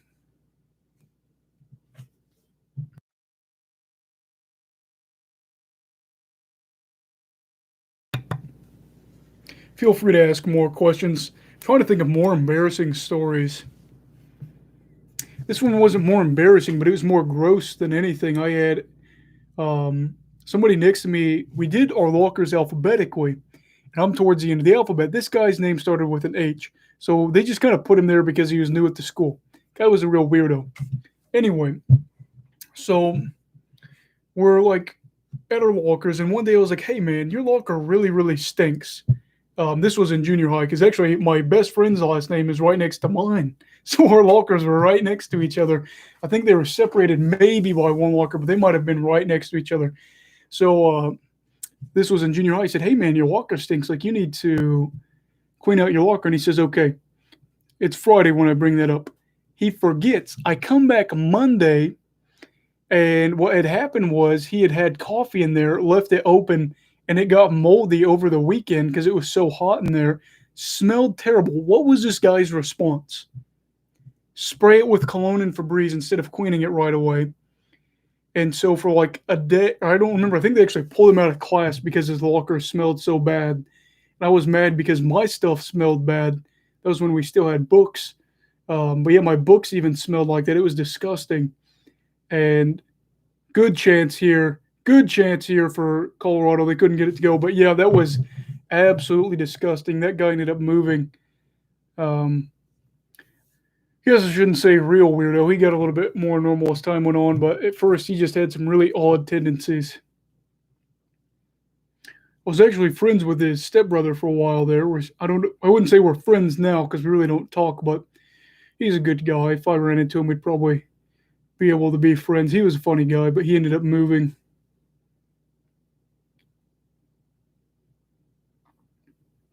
I think they said there's 10,000 in attendance for tonight. There is just under 5 minutes. And I think that Colorado might have a chance here with the backhand. Can't get it to go. Oh, Colorado is going to give me a heart attack here.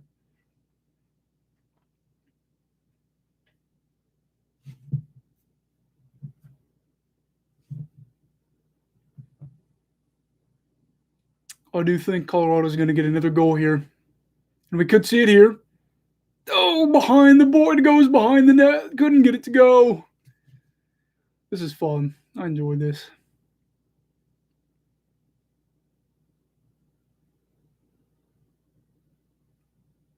Timmons has got the puck. He gets knocked down, but it's not going to be a penalty. And what we'll see here is they just keep going behind the net. I don't know why I'm yawning so much.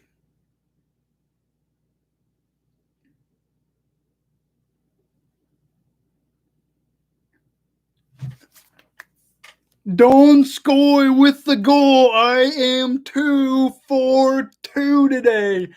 I said Saad would get a goal by the end of the game. He got it just before the end of the first.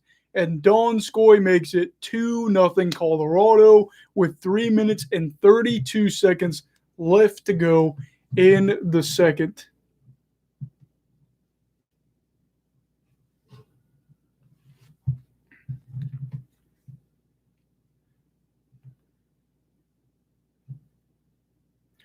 Let's see here.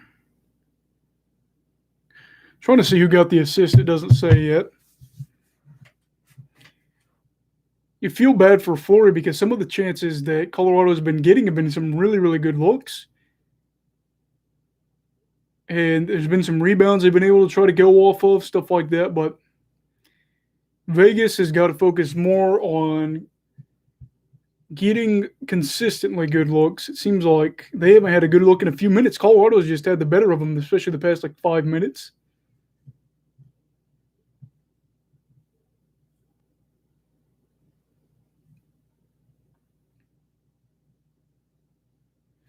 Colorado might have a 2-1 here. Nope. Shea Theodore was able to get his stick there, force the puck out, and it goes down towards Grubauer. Vegas really doesn't have anybody around. Anytime you see the puck in Vegas's end, there's at least probably 2 Colorado players there. They are just ready to go.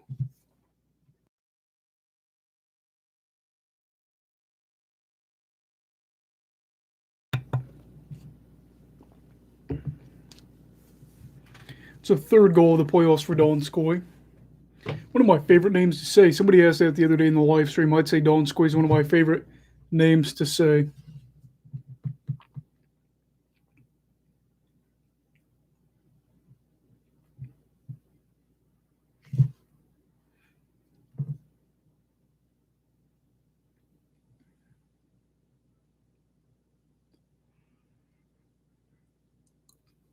If Vegas could get a goal here, you go 2-1 in the third. You feel a lot more alive.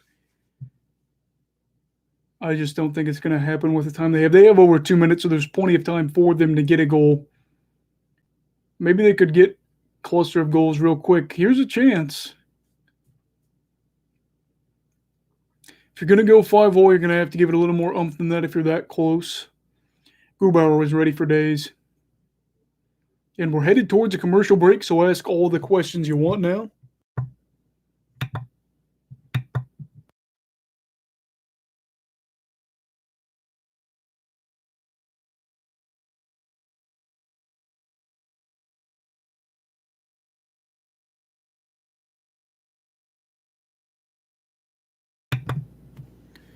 It's like 1,000,000 degrees in my apartment, so fire away, ask your questions, leave your thoughts. We are all here to hear what you guys have to say, and then I will comment on it. We'll have plenty of time to talk, too, with this intermission coming up with less than 2 minutes to go in the second period, and then going towards the third. Whoever wins this will have the other team on the ropes and can possibly eliminate them. Favorite fun fact about myself or just in general?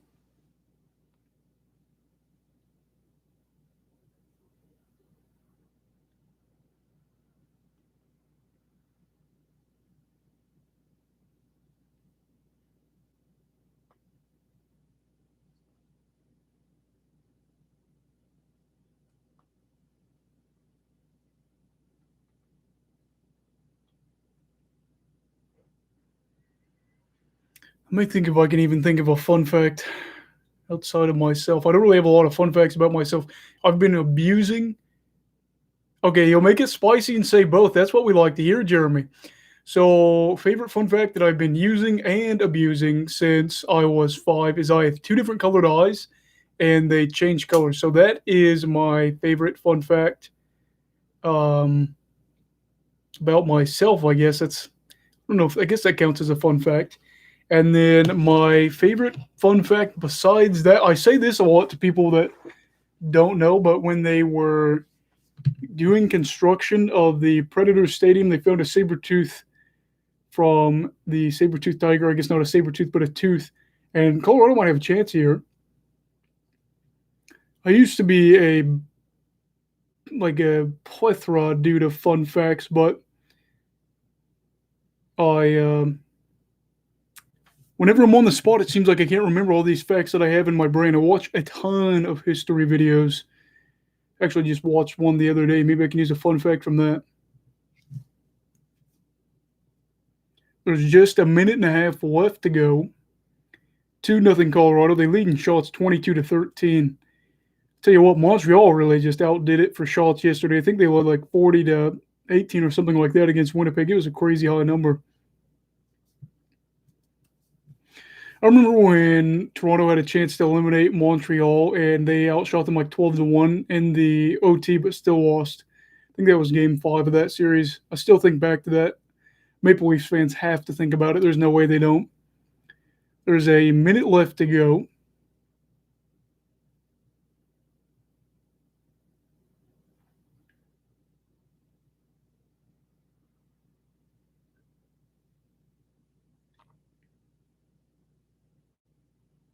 Big hit here. Nobody has got possession yet. One thing that I love about hockey is you can get up and down the ice so fast that with 40 seconds, both teams still has a chance. Multiple, really. Vegas gets a good little look there, but nothing special. Just under 30 seconds to go, and they're going to say puck out a play off of a deflection, so there's not going to be a power play. That's good news for Colorado. I'll give you a fun fact. I never knew that I was so fond of peanut butter banana smoothies with chocolate chip, dark chocolate chip. My wife's been making those for me, try to get a little bit more fruit in my diet, and that has been really, really good. The chocolate chips, are they good for you? No, but they taste really good, and it gets blended all up in there. If I work out, maybe I can get some muscle off of it. Kill McCarr, 3 shots, 2 hits tonight. See if he gets a goal here as well. And Colorado, they love those passes down low. Oh, McKinnon from the blue line. Kind of like to see him get closer to the net than forcing the shot there, but Vegas, can you get a shot off here? No, you can't, and that will do it for the second period. I called it. I said Colorado was going to get it. Another goal to make it 2-0 just before the third. They get it with about 4 minutes to go. It is 2-0 Colorado going into the third, and now we've got intermission. Feel free to ask me all the questions you please, and I can give you a fun fact while you think of questions. So I don't remember if it was Hannibal per se, but there was a battle where some invading group was trying to get the Romans to come out of wherever they were at. So they actually made them think that they had a much bigger force than there really was. And I don't know how they did this, but they had about 20,000 men hide along this trail and not muttered a word, not sneeze, anything like that, not cough. They kept their breathing in check. The Romans had no idea they were there. I think part of that was, in fact, due to the fog. They ended up fighting the Romans, and this is kind of, I don't know, it's rough because so many people died, but I guess what happened is because of that, they were able to surprise the Romans and actually push them towards the lake where most of the Romans actually died from drowning because they were getting pushed back so close to the water. I guess that's a fun fact. Kind of morbid, though. I'm going to be honest with you there, but I was listening to a video about that the other day. So I think the Rangers trade the 15th pick. Tough to say. Maybe it's a good idea, though, just because you don't know what you're getting with this draft class. It seems like a lot of people say that this is going to be a pretty weak draft class. Maybe you can at least trade it for another year or more picks. There's obviously going to be talented guys. I don't know why some people make it seem like it's going to be a dumpster fire, but maybe not as much high-end talent.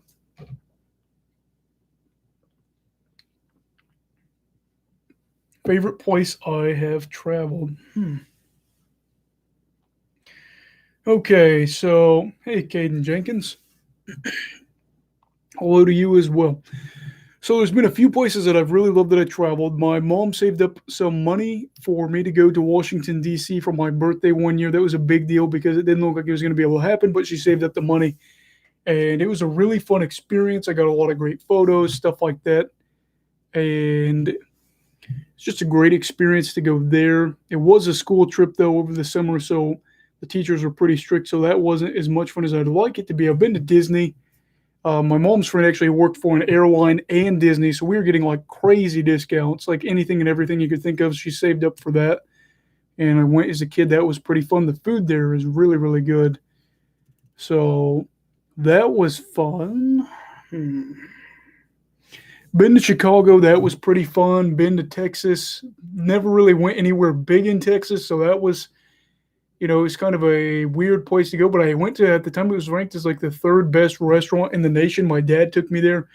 I really wasn't around my dad much as a kid, but I ended up going on like a road trip with him. It was the longest I'd ever been away from my mom. It was like 2 weeks or something like that, but went with my dad. My sister was at St. Jude at the time. She had cancer as a kid, and so we went down to, I think it was Missouri, wherever we went had like the 3rd best ranked restaurant at the time, so that was a really cool place to go with him. Oh, let me think. Is there anywhere else? I've kind of just went to a lot of places and camped. That's been really fun. What's a fun? Where's your favorite place that you've gone to go? I didn't really give you an answer, but I'll say those have all been great. I think the Rangers should trade the 15th pick for another top four defenseman. They might have to spice it up and add something in order to get it. I don't know who they would get that would be a top four defenseman. Let me see, though. I don't know if there's like a great defenseman class free agents, but it might be able to happen. Did you guys see who? I don't remember who it was. There was a broadcaster or an anchor, whatever it was. It was Kevin LeBron, I think is what his last name is. I've heard of him before. He was talking about, I don't know if he was serious or not, but the Maple Leafs getting Bobrovsky for 50 cents on the dollar of his contract. That is ridiculous. Bob, he might perform better just because like Toronto has got a good blue line, but it's not going to be worth the money he gets paid. What was the insto for it? So yeah, she did make my Wi-Fi or my Wi-Fi. I'm so dumb. She did make my logo. I'm not sure what insto is. We'll have to clarify what that word means, just because I've never seen that before. Inspo. Okay, I got you. Thank you. I saw the accent mark and I was like, I have no idea what that is. And how did she learn to design like that?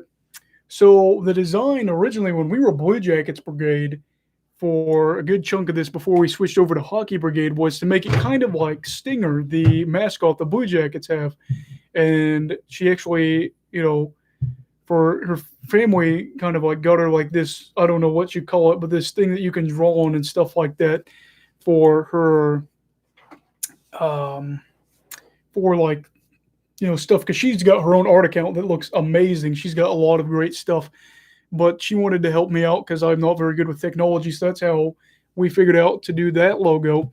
And then we wanted to change it, make it less Blue Jackets related. And then we wanted to make it more centered around hockey. We made the colors a little bit different. We picked colors I liked the second time around. And she just kind of learned to design that by trial and error. We went over it. It was a really long process to do that logo, but went really well, and she's done a great job. My friend actually is going to try to make a YouTube. He wants to see if she could make him a logo. We'll see. But yeah, she's done a really good job. She's got so many great designs. And I might have to show you some of the stuff she's done sometime. She drew like the Powerpuff Girls and did a really good job of that because she likes to do a lot of vibrant colors and stuff like that. And you like to go anywhere where there's mountains. I think the highest I've ever been was... I don't even know. There's a place called Madison, Indiana. I'm not saying that's got mountains by any means, but it's got some good hills by the Ohio River. Went for a friend's birthday. His family had a pretty good chunk of money, or they make a good living. And so they invited me. We went there. It was a really fun experience. We hiked like 27 miles in 3 days. So we were really busy. It rained a lot when we were down there, though. So it was just muddy as all get out. We would come to the hotel. And the first thing we would do is we'd just, obviously you'd flip a coin for who got to take a shower first. We had our own separate room, but we'd flip a coin, whoever got to take a shower first, and he would just get all the mud off of you and stuff because we'd be out there for quite a bit because it's pretty hilly out there. So you can't do, 8 miles at a time. Been to Madison. It's amazing. Yes, it was amazing. Glad you liked it as well. My wife and I were thinking about going there maybe for a little mini vacation. We went when I was a kid. My mom took me to a cabin in Brown County, Indiana, and I actually looked it up. It's kind of expensive to go there, but I wouldn't mind taking my wife there, or at least a cabin if they own multiple cabins, kind of like that. Because when I was a kid, we went there, and it was a really fun experience. It was I think like a 4-day type thing or whatever, but it was a really good chance to get away. The signal reception wasn't great, so it was kind of good because you didn't have to worry about people bugging you and stuff like that. But yeah, it was a really good experience. And then Madison, Indiana, I've only been there once, but it was a really great experience as well. So I'm glad you enjoyed it too. The food was good too at the restaurants we went to.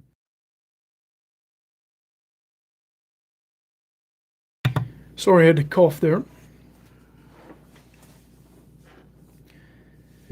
Trying to think of all the states I've been to. I've been to Michigan. I love to go to the dunes. That's a big, big deal for Indiana. Go to the dunes in the summer if you can. It's kind of far away though, but we would go there every once in a while when I was growing up. And the weird thing that I liked to do a lot was I would just dig these holes, just one hole the whole time we were there. I'd get in the water from time to time, but I would try to dig a hole as big and as wide as I could. And it was a really weird thing to do, but I think I'd do it now. It was always a fun thing for some reason. I want to camp. There's a place that's you can camp around here that's about 4 hours, not 4 hours, about 2, 3 hours away from where I live. Pretty good camping, so we might try to camp there. And then there's a place about an hour away from where I live that I went and camped with my buddies my freshman year, but they were not big campers. They didn't come prepared. One guy brought shorts and didn't bring any pants. It was literally 40, in between 40 and 45 and raining the whole time we were down there. This guy didn't bring blankets. He didn't bring a pillow. He didn't bring anything like that. He didn't bring like a toothbrush, all kinds of stuff. I was like, what did you think camping was? Apparently, he had never gone camping before, but he was the one that supplied the tent. He didn't know how to set up a tent, so I just helped set up the tent with the other two guys we went down with, and we had a okay time. But it just rained a lot, so we couldn't cook on the bonfire because the wood was so wet that they gave us because you had to buy it from them or something like that. But couldn't cook there, so we just had potato chips and like cold hot dogs and Pop Tarts, and then Raccoon got into our hot dogs. We had some fun with that, though. We tricked the one guy about our experience there and made him think the raccoons had like stole the ketchup and mustard and had used it on the hot dog. And since he had never been camping before, he was real gullible. But it was a fun experience, even though it only lasted a day. After that, they were all like, "I'm cold," blah blah blah. Meanwhile, I was literally, since it was 40 and raining, I had shorts, sweatpants, t-shirt, long sleeve, and a hoodie on, and then like stuff to like lay on the ground. Well, you said that it's not just the ground with the tent, and then a blanket. I was fine, but that guy didn't have anything, so I ended up having to give him one of my blankets so he'd be fine. But what city do you see the NHL expanded to next? They seem to have a love fest with Houston. Anytime that we talk about expansion, they just go on and on and on about Houston. Makes sense. It's a big city, and you could have a hockey team there. I don't imagine Dallas being too thrilled about having another hockey team in there since it was their only team in the state. But Houston seems like a really good place for it. I'd love to see one go in Hamilton, though. I'm a big guy. I follow the CFL a lot. I'm a big BC Lions fan. We haven't got Canadian football in almost 2 years, but by the 14th, they're going to tell us whether or not it should happen. And I'd love to see a team go in Hamilton. They have the Hamilton Tiger Cats, which is a fairly successful CFL team there. CFL team there. And I think the owner would be able to think that they'd be able to, go there and have a successful thing. Wayne Lawhorn said, "How is my whiskey drinking going?" And the message was retracted. Wayne, you don't have to leave it unanswered. Haven't had anything in a minute. Finished it off a while back ago. Just kind of had like a crazy night where it was just kind of like, let's see how far we can go. Finished it off. Haven't bought any since then. But who was it? I think we were with Jen. I know Wayne personally, but we were with Jen and had some pretty good. What was it? I think it was rum. No, it might have been whiskey. We had rum and whiskey too, but I had a lot of good stuff there, so that was pretty good. But lately haven't. Just finished off some Budweiser. Oh, correcting the spelling, yeah.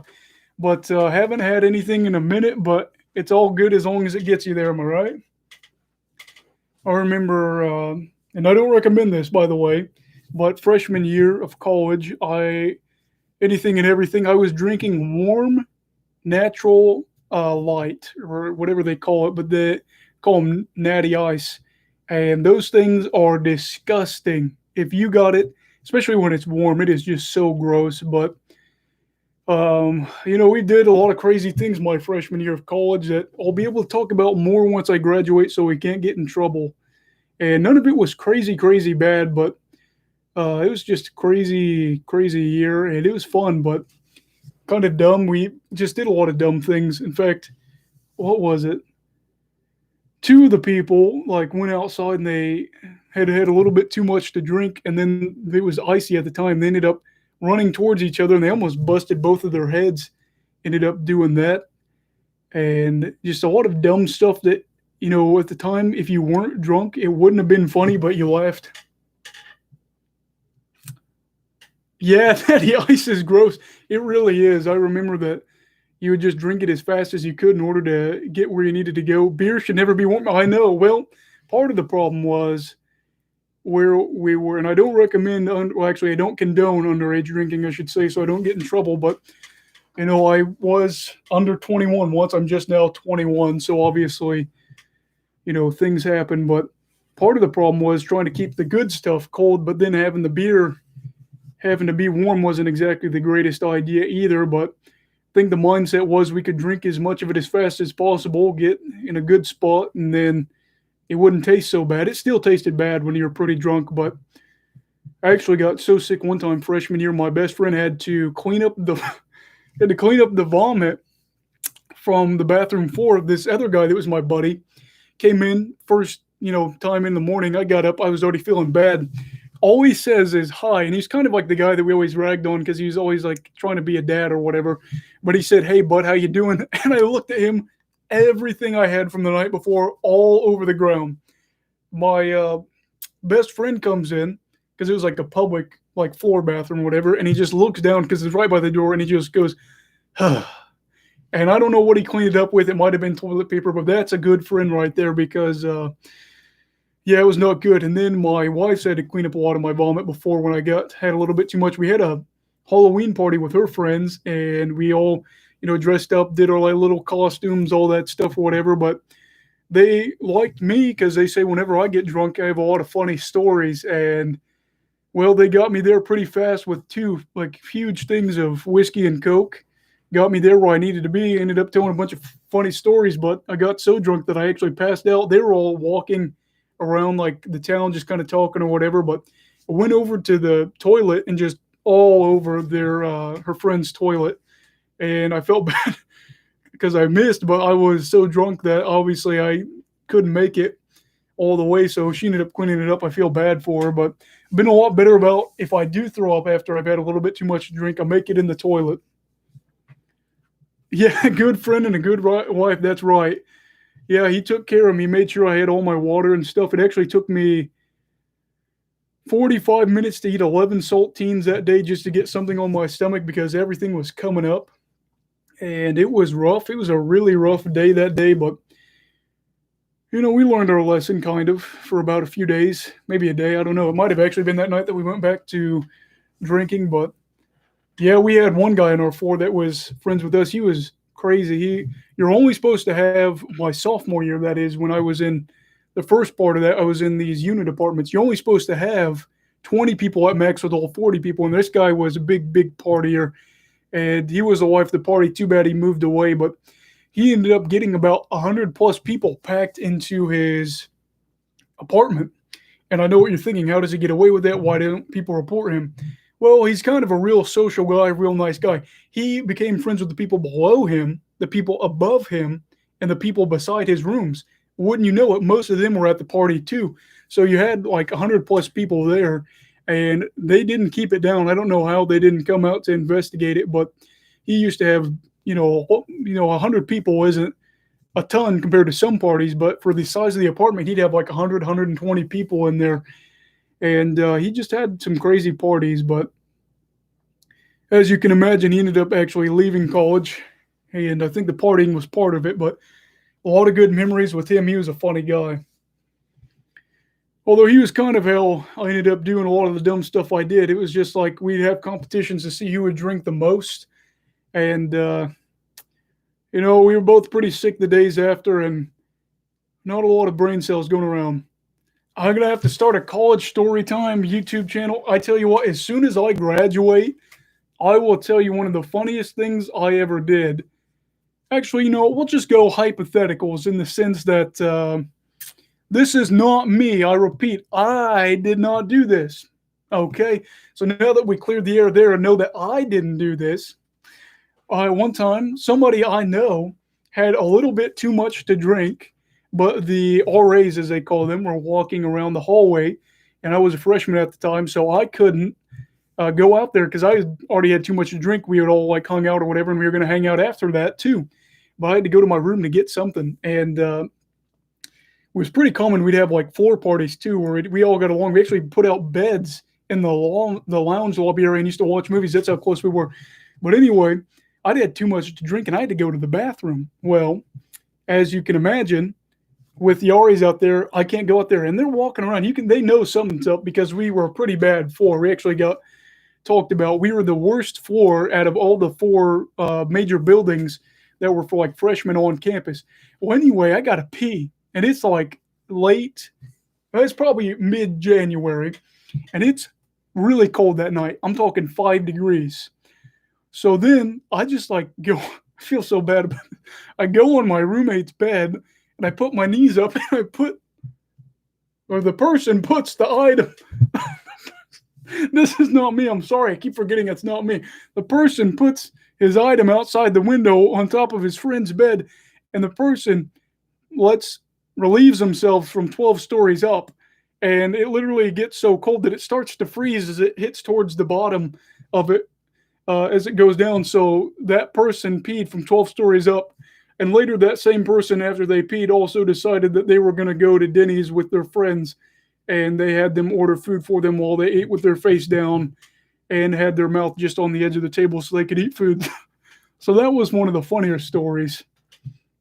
But yeah, pee can freeze at that high up, and got a friend here that's sending me something now. He and I knew how to have a good time too. Okay, all right. Oh, Vegas just scored as I'm telling those stories. I apologize about that. I get so distracted by those stories, but yeah, it was crazy times, crazy times. I do think freshman year is probably your craziest year just because of all the dumb stuff you do. It's just like anything and everything that you can do is dumb, you will. And I'll tell one more story before we get back on this game. Let's just say there's these things that are, you're not American if you haven't been drunk in Denny's. Yeah, I had the guy had, I guess you should say, that was my buddy. There was probably like 12 of us there, and we crammed into 2 vehicles, had 2 people that hadn't drank. Very smart there. The people that drove didn't drink, so that's good there at least. Drove everybody to Denny's, and my friend ordered for that other friend, and managed to get through, but I don't really remember what that guy ate that night. It was I think it might have been the Grand Slam or something like that, if I recall. But, wait, Colorado's got a good chance. They might just go up. No, they can't get it to go. Well, there was a lot of things that went on there that probably weren't good, but this story is not a bad story per se. This one's kind of a funny story that I think is family appropriate that I can say I was a part of. We had this guy that was real weird that would grow plants in his dorm, and they were actual plants like tomato plants, peas, all that. I'm sure he grew something else too, but he hadn't spent his money second semester on his commons thing, and it was getting towards the end. And as he did that, he was like, "Hey guys, I got a bunch of money left. I'm gonna just go get something." And we're like, "No worries, we don't care. Like, do whatever you want." And he was kind of a funny guy. He did a lot of stuff, and he shows up later. We're all in the study room because we're all watching a movie, and then we rarely use the study room as a place to actually study. And out of nowhere, this guy, he takes these 2 huge bags that he's got like this, holding them up, and he just dumps all this stuff out from Taco Bell. Turns out he had enough money left over that it could buy us like 250 tacos. So everybody in the floor just started to grab a taco, and we just kept eating, and he just said, "Go at it." So we had 250 tacos that night. And, a lot of those guys, they ended up not making it out of the first year. I can't say I'm not surprised, but we had a good time. It was fun. There's a little chippiness here. Mark Stone's smiling. Mark Stone likes to smile. He's just going to keep smiling, even if he lays a punch as he smiles. What else is new?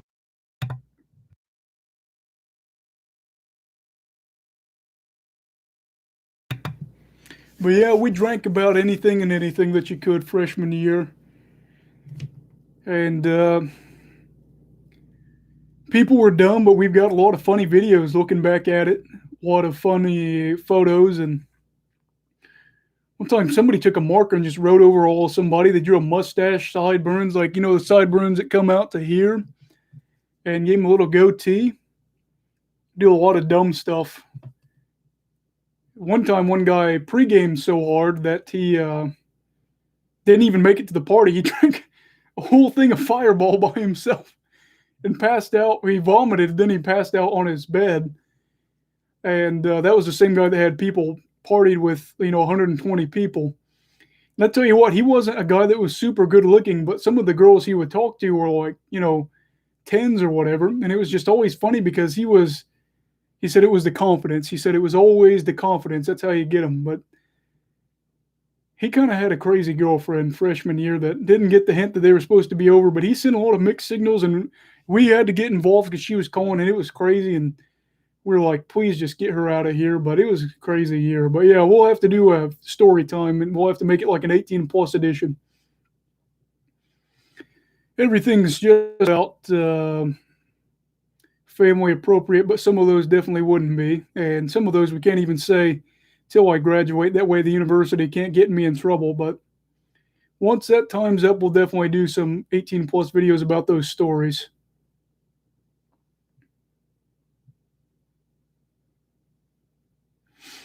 High school, we were pretty bad too. A lot of dumb things done in high school. Although I think you're a little less dumb once you get older and you have to start paying for your own stuff. And so, especially with the stuff where it's like you're reckless, maybe with your car, once you have to start paying for your own insurance, you're a little bit less, I guess you could say, I don't want to say childish, just moronic, really. Carlson might get it up, and he gets the shot off. It's not Carlson, it's Marchessault, I believe, that gets the goal. It's tied 2-2. We'll probably have an overtime because that's how the playoffs work this year. We're going for the record. Remember, it's your friend doing these things. No, that's right. It's my friend doing those things. I never did anything bad in my life. I think the good thing is if I ever have kids, I'm not going to be fooled. I'm not going to say, oh, they would never, because my mom always said, oh, they would never, or he would never. And then that guy ended up doing it. That guy's mom, that is, she believed that he would never, but he ended up doing a bunch of dumb stuff. So at least I would know my kids are probably doing bad things, and I would be a little bit hipper to the game. I would at least know that stuff's going on that's not supposed to, that I don't know about. I'm not going to be dumb. You can't stop it all, but maybe you can stop a little bit. I'd tell you what, though, one good thing is, though, I had from 8th grade to 12th grade, at least one girl in my grade every year get pregnant. I never had to worry about anything like that. It's one of those things that's actually scary because it can change your whole life. But we had one girl that had 2 babies before she had even graduated as a senior. I think she had the second one. She had the first one freshman year, the second one her senior year, I think about a month or two before graduation. But, you kind of feel bad for them. Yeah, they do love their kids, but at the same time, they'll even say it's been a hard life for them. And yeah, we'll quit the story time for now, just so that way we can actually focus on the game. I'll be getting distracted. I'm sure somebody that's actually watching this is probably thinking you're wasting our time here, but just had some funny stories. Got on a roll. Grayson Santos is new.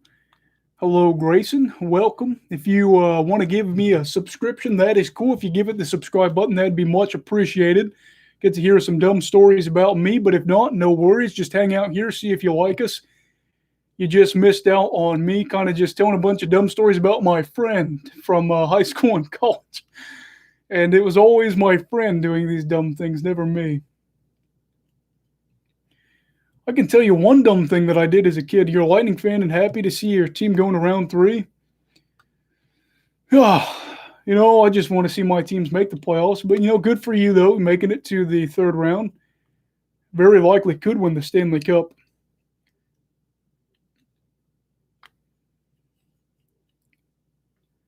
Vegas looks like they got that chippiness back. And once we're at a commercial break, I'll tell you another family-friendly, kind of funny, weird story that me and my actual friend, we did it as a kid. And I don't know why we did it. We were dumb, but we did it.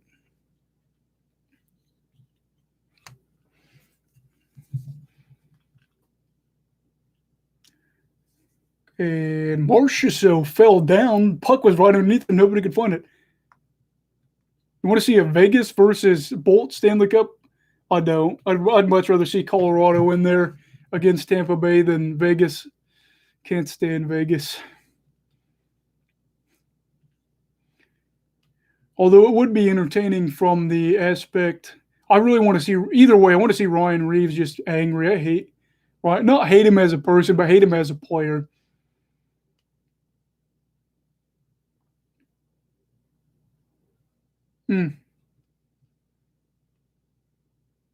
If McKinnon can score here, that'd be huge. Renton had a good look, but he just got it off the bar.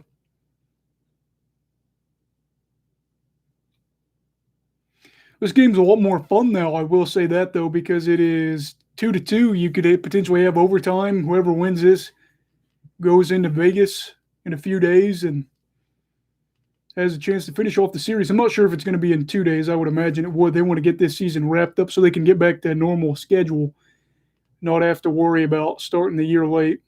I kind of liked it when it started later in the year, though. I didn't mind it. I see your Lightning going back to back? Well, I have said all year I think the Lightning are going to win the Cup. I'm still not changing it yet, so I see it. Am I going to be right? We don't know. We don't know.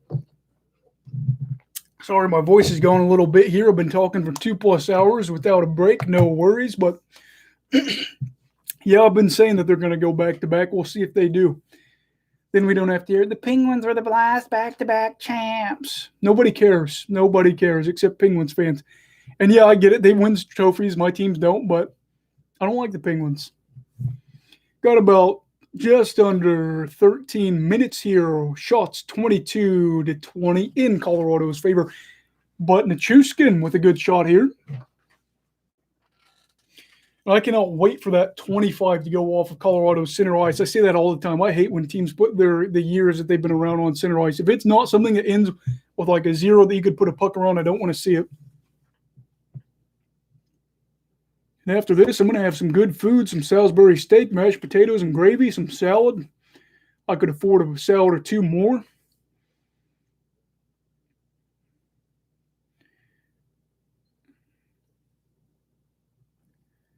But yeah, I got some more funny stories we can say during commercial breaks and an intermission if we get another one. Just always tough to figure out those family appropriate ones.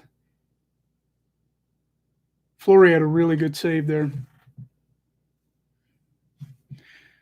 I'll say this about Fleury. I do know that people have been dogging on him the past few years with the analytics, but this has been a really good year for him.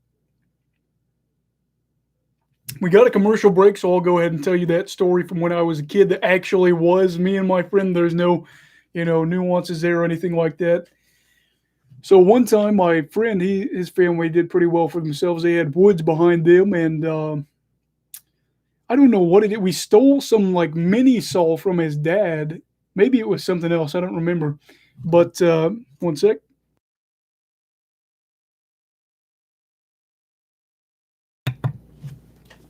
We went back there, and we were probably about 8 or 9, and we cut down a tree with like a mini saw. And I don't know why we did it. It wasn't a big tree. It was probably like, I don't want to make this weird, but it's probably like that big around, something like that. But as like 8-year-olds, we just cut down a tree and pushed it over because we wanted to see if we could. It was kind of a weird thing to do. Grayson said, me as a Bolts fan, Carolina's a good team, but my Bolts want more, and they have a good, but my Bolts want to more in there and have a good power play team. Yeah, the Hurricane do have a good power play. I tell you what, Hedman, well, it hasn't been a dominant year in sense of all-around play. He's still really good on the power play, and he'll probably go back to normal form next year. They've just got so many good guys. You got Palat, you've got Stamkos, Kucherov, Savard, Hedman, Vasilevsky, Points. Did I say Sorelli already? You've got, I'm blanking on his name, Sergachev. You've got McDonough. You've got so many good players for the Lightning. They're such a good team. They're going to have to work around the LTIR, though. Won't have Kucherovs to bounce off the books this year, so they're going to have to get moving some people. They can't be creative with the cap next year. At least the degree. I can't even talk. I tell you what, they're going to have to get more creative, at least to that degree.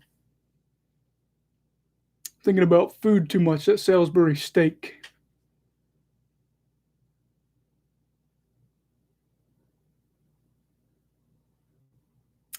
Hope COVID goes away so next year can be full. Yeah, me too. I think that it's going to happen a lot more. I guess it's going to happen faster for the U.S. teams. Canada seems to be really slow about it, which worries me for the CFL because we need a big crowd in order to make money. We already struggle with some markets, especially when they're not winning, but we'll see how it goes just to get fans back in there. Some teams already doing 100%. It's fun to see, and life is good.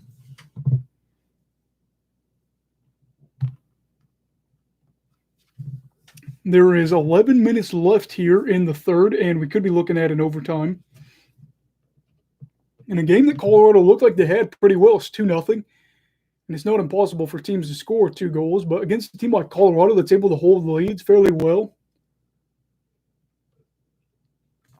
really tough. That could be a big thing we talk about, though, if they lose the series, how they were up 2-0 at home in Game 5, then end up losing the series by losing that game, part of that. Now we just got one of those partial commercials where they show the TV and the game, and it's like a sea lion or a walrus. I can never remember what they are. It's a sea lion, I think. I really like narwhals a lot. They're kind of an underrated animal. You guys seen any good movies lately? I'm gonna suggest one if you have not seen one, but if you guys want to suggest any good, maybe scary movie, thriller movies you've seen lately, I'd greatly appreciate that. Back to the game, and Colorado, Landeskog, goated on the sticks. Old man Landeskog couldn't get it to go. He tried a little fancy play there. And Alex Tuck gets a shot off, that is, but Grubauer holding steadfast.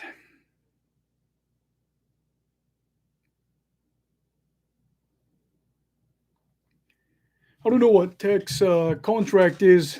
I keep saying Tech like I've got an accent, but Tuck. I don't know what his contract is, but I'd really like to see maybe if another team could get him. If you get somebody that can stretch it out, he can get you some goals. He scored like 20 goals in the past 3 seasons. I think he's got a goal tonight, actually, in 13 minutes, almost 14 minutes of play. But Vegas will likely want to keep him.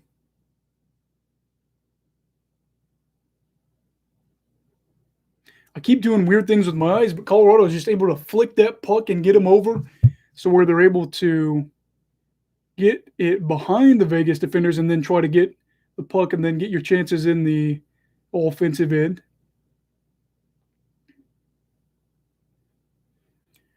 I don't know. I am 2 for 2 tonight. I think that we're going to be heading to overtime. I think we'll see if I'm wrong there. I'm okay if I'm wrong because I am hungry. Had some pulled pork for lunch today. Bought some new cereal. It's been a minute since I had cereal. And just bought milk, so I need a reason to burn through that. I like to drink milk. I love to have milk with like a peanut butter sandwich. Or what I'll do is I'll put chocolate chips in a peanut butter jar and then eat it with the spoon. It's always a good way to go. Dark chocolate chips are my favorites. Dark chocolate. I don't mind milk chocolate, but dark chocolate's my favorite. Tazy's got the puck.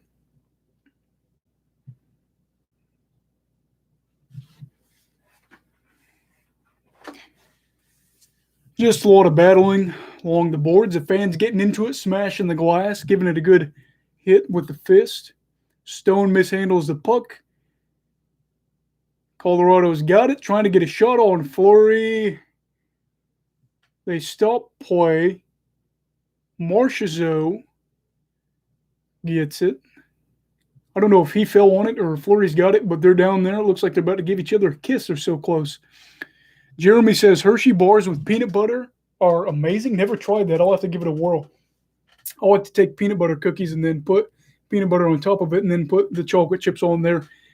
Or I like those dark chocolate almond bars. Those are really good too. If you get the dark chocolate, Hershey's dark chocolate bars with the almonds in there, that's really good. I'm a big chocolate fan, and it's usually what I get. There's the. You guys ever been to Cheddar's? I think that might be what it's called. Or I know it's called Cheddar's. I'm trying to think. There's one place that's got a huge chocolate dessert, and it is amazing. But let me tell you, that thing is huge. I eat a lot. I had pulled pork sandwich and then a snack, and then I had dinner, and then I had two more pulled pork sandwiches last night. But that dessert dish, I don't think I could eat by myself. Now it's harder to eat stuff by yourself if it's a dessert thing and it's bigger because of the sweetness. If you can't handle all the sweetness, but I don't even think if it was had anything to do with that if I'd be able to finish it. They just give you like two heaping things of ice cream, the hot fudge, the shaved chocolate on there, the huge, like the brownie cake or whatever they call it. But that is pretty good. I think it's another place has got a really weird dessert they call the chocolate thunder from down under. I hate saying that, but that's a pretty good dessert. It's just really weird to say to them. You don't want to. I just usually point at it and say, "This is what I want," and that's okay because I don't want to be. It's the same with Buffalo Wild Wings. A few years back, the host. I'll have to check that out. I like a lot of movies with monsters. I do like the ones about like the paranormal stuff, but if it's not got a monster in there, I'm a little bit more skeptical just because I've said this before. I don't know if I've said it. I might have been on Wayne. I think Wayne. I know Wayne. I follow him on Facebook, but it was either Wayne or another guy I know, Tim, that I talked about how Paranormal Activity ruined a lot of movies because it's such an easy cop out to go the paranormal route and just have stuff off the camera, stuff like that. But I don't mind Paranormal Activity. I like that, but they made it easy. And it looks like Colorado's going to go on the power play because there's a delay of game by defenseman Shea Theodore of the Vegas Golden Knights. You said it's a monster movie? Yeah, I'll give it a watch then. I'm sweating like crazy in here. It's so hot.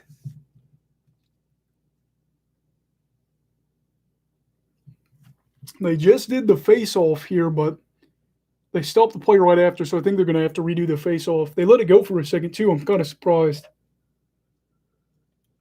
My wife's been doing some new stuff with her hair, so she's got this coconut stuff she puts in it. It's supposed to be kind of like Crisco, where it's real thick or whatever. And if it's above 76 degrees, it melts. In our apartment, it was above 76 degrees, so it melted. And it's got to be sometimes in the 80s in here, which is crazy because the AC's gone. But they said it's fine. Everything's fine. So it's just literal tropics in here. Oh, Kel McCarr kind of took a hard hit against the boards. I don't know if he's got up yet. I think he has, but luckily I don't think it was head first. You got to worry about that for your young defenseman that is a big part of the future of this franchise. It looks to contend for multiple championships. And they need to finish this. I don't care who finishes it in overtime, but I got to go to the bathroom. So if they could hurry this up, that'd be great.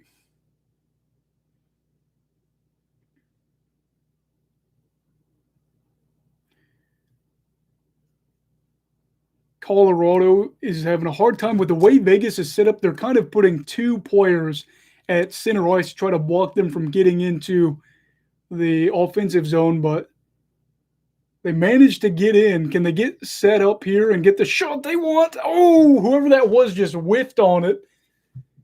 And there are 37 seconds left on the power play. We'll see if they can keep it up.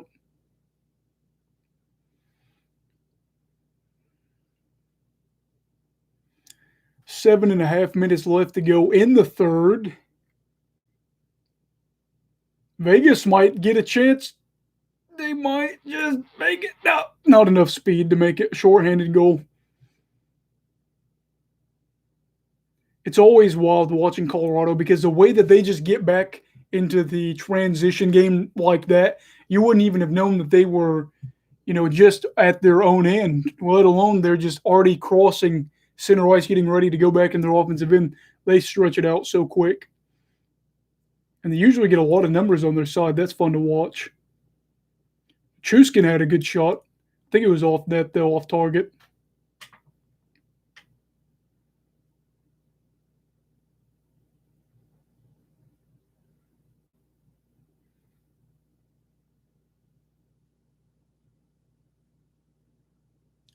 Somebody thought it was going to be a high stick, but they didn't call it.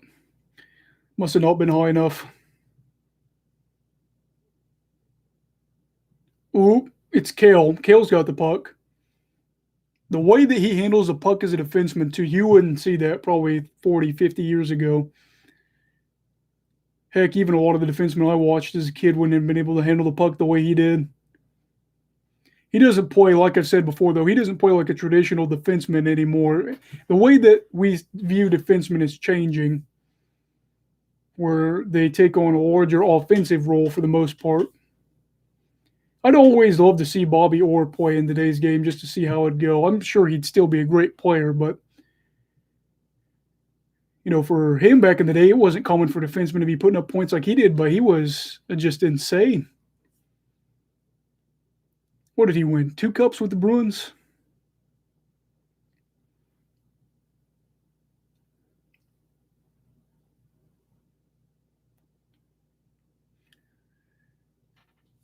McCarr had a good look on that power play, but that's when he fell up along the wall, hit the boards there. I don't know if he was going to go for a wraparound there or what, but he had the edge to do it. I don't know if he would have got the wraparound off, but he was going to definitely be able to go behind the net without anybody being there.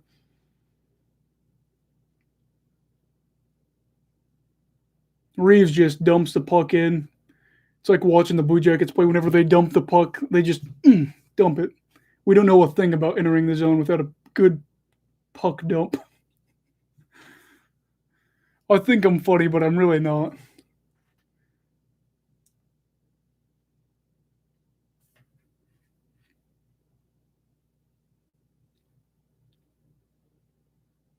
We've got just over 5 minutes here before we could see overtime.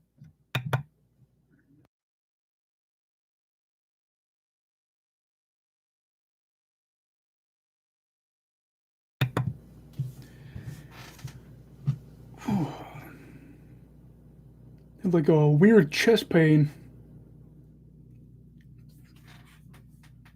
Shots are 26-23 in Colorado's favor, still 2-2, and there is 5 minutes and 1 second left to go in the third period, and we are likely seeing overtime. This is a really weird playoff, and it just seems that every time there's a game, overtime. I don't mind it most nights, but I tell you, the nights that I'm extra hungry, I mind it a little bit more. Let's see here. Trying to check to make sure that everything's still running good on the live stream, and it shows that everything's good. I want to check scoring chances. I'm going to refresh that real quick and see what kind of looks each team's got 5-on-5. Jeremy says, with all the heat and bugs we've got, it feels like we're going through a plague. It's already been in the 90s, and it's only June. It's going to be the hottest summer we've had in decades. You got to love global warming. It's been really weird because May was not very hot in Indiana. We had a ton of rain, or at least where I live, we had a ton of rain. It was in the 40s and 50s for a lot of May. 60s was usually the highest we'd see it go. But, yeah, July is usually where it gets the hottest for Indiana.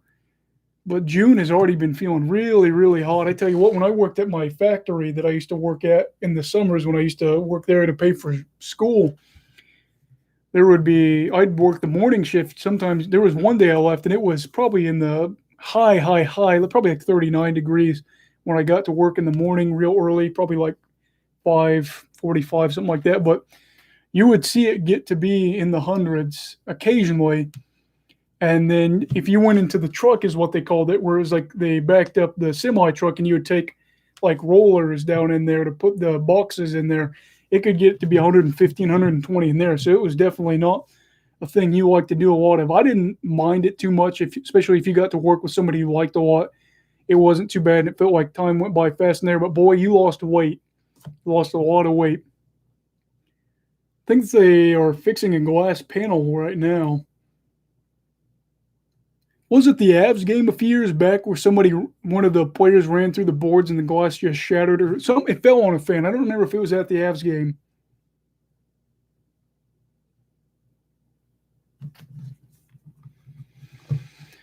Yeah, I'm not a big fan of the cicadas, though. They sure do like to keep me up at night.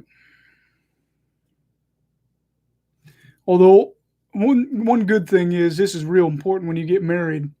My wife doesn't mind noise. In fact, she likes having noise in the background. So when she goes to sleep, she doesn't mind if I have the TV on, which is huge because I could never be with somebody that doesn't mind having the TV on. So I fall asleep with the TV on. That was something my mom really didn't allow when I was a kid. As I got older, I did it more. And then once I went off to college, my roommate could care less if I did it. So I did it all the time. And I do it all the time with my wife now. She doesn't care, but that helps me get to sleep with those cicadas. What about you guys? Do you sleep with the lights off? Well, I sleep with the lights off. That's a if you have the lights off or the lights on, it's whatever. But you guys sleep with nothing on the TV or anything like that, or do you have the TV on as well? I don't think it's that big of a deal for me to be on my phone. I don't really get a lot of my. I don't get on my phone a lot as long as I've got something I like on the TV at night, which is a good thing because I think you're more likely to stay awake if you're on your phone rather than have the TV on.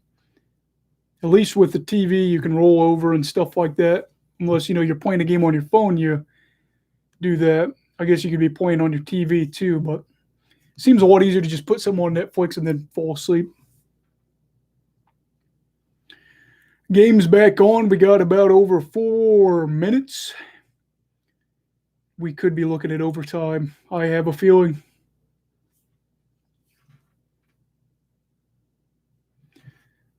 Probably going to take a shower after this and eat dinner. I need a TV and a fan. Someone could break in. I wouldn't even. That's right. Yeah.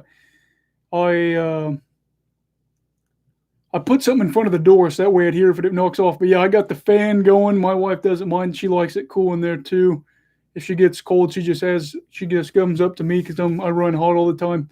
Yeah, and I have the TV going on, and I do feel bad for her because I failed my school hearing test, so my hearing's not very good. So I blare that baby up while I'm play Forensic Files a lot to get it sleep at night. I've already watched through every episode, so I know what happens, but pay attention, then I fall asleep. Just under 4 minutes to go. And Colorado flips the puck up. We've got to look, and it won't go. Colorado had a good look there. I say that a lot, but it's true. Colorado's just been having a lot of good looks.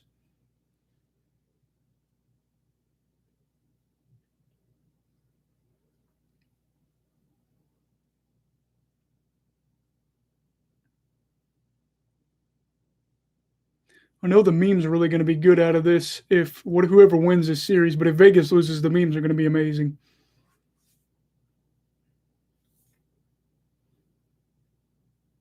Colorado gets it into Vegas's end. We might get a pass here. Nope, he's going to take a shot. I don't know where the puck is. I think it's behind the net. Gets a good pass to Tays. McCarr takes a shot, couldn't get it to go. I haven't got to watch a ton of McCarr, but it kind of looks like he plays around wherever on the ice.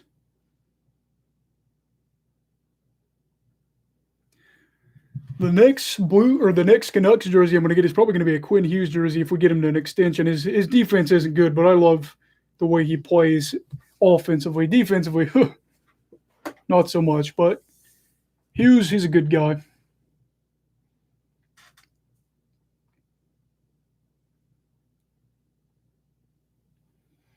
Now we've got under 2.5 minutes. I'm telling you, we're going to overtime.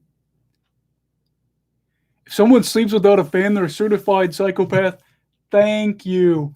I keep it on even during the wintertime. My wife hates it, but I give her a bunch of blankets. She just lays up next to me, so she's all right. But I keep it on during the wintertime. I even crack the window open just a tad, just a slight bit to get that cool breeze in there. Some nights you can't do it, though, because even in, you get into Indiana, you can get in the negatives at times.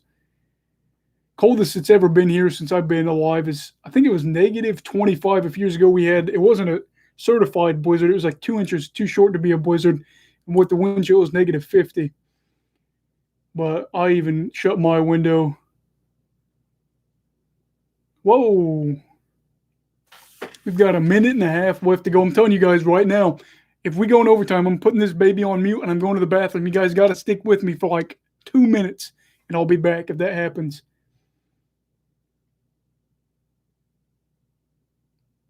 Graves takes a freaking monster shot, but I don't even. It had to hit somebody because there's no way that was on net.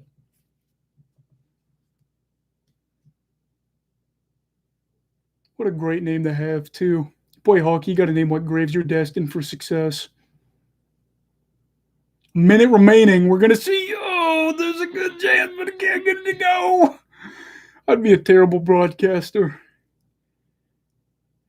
Wouldn't understand a word I'd say in the tense moments. I get too involved with it.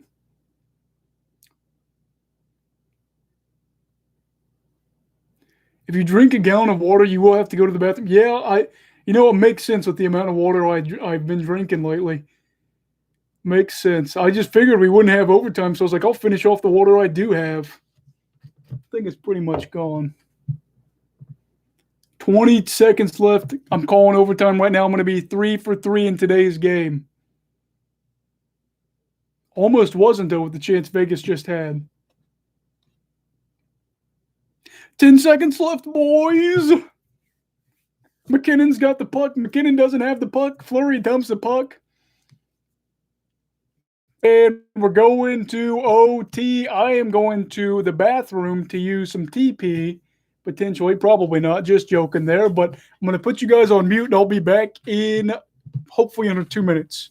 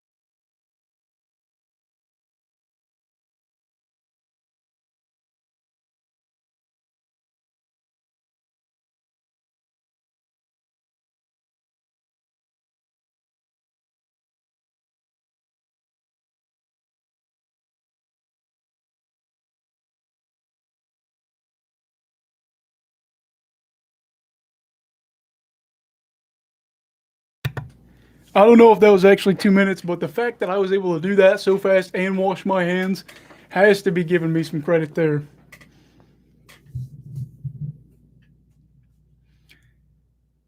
And we are at the commercial break, intermission, all that stuff.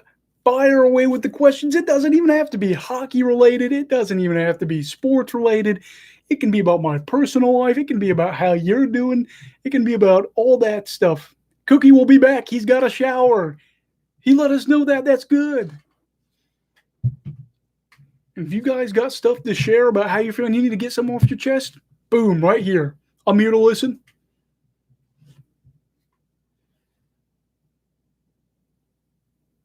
I'm going to text my wife and see how dinner's coming along, because I might just eat while we're here.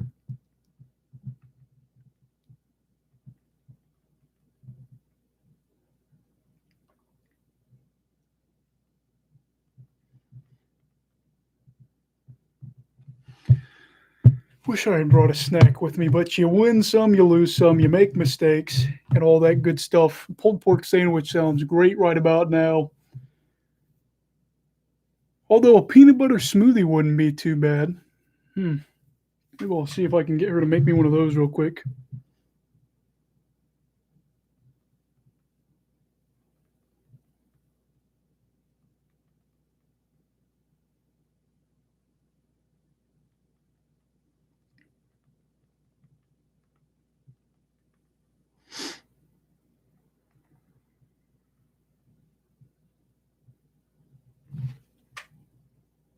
She's probably going to kill me, but that's okay.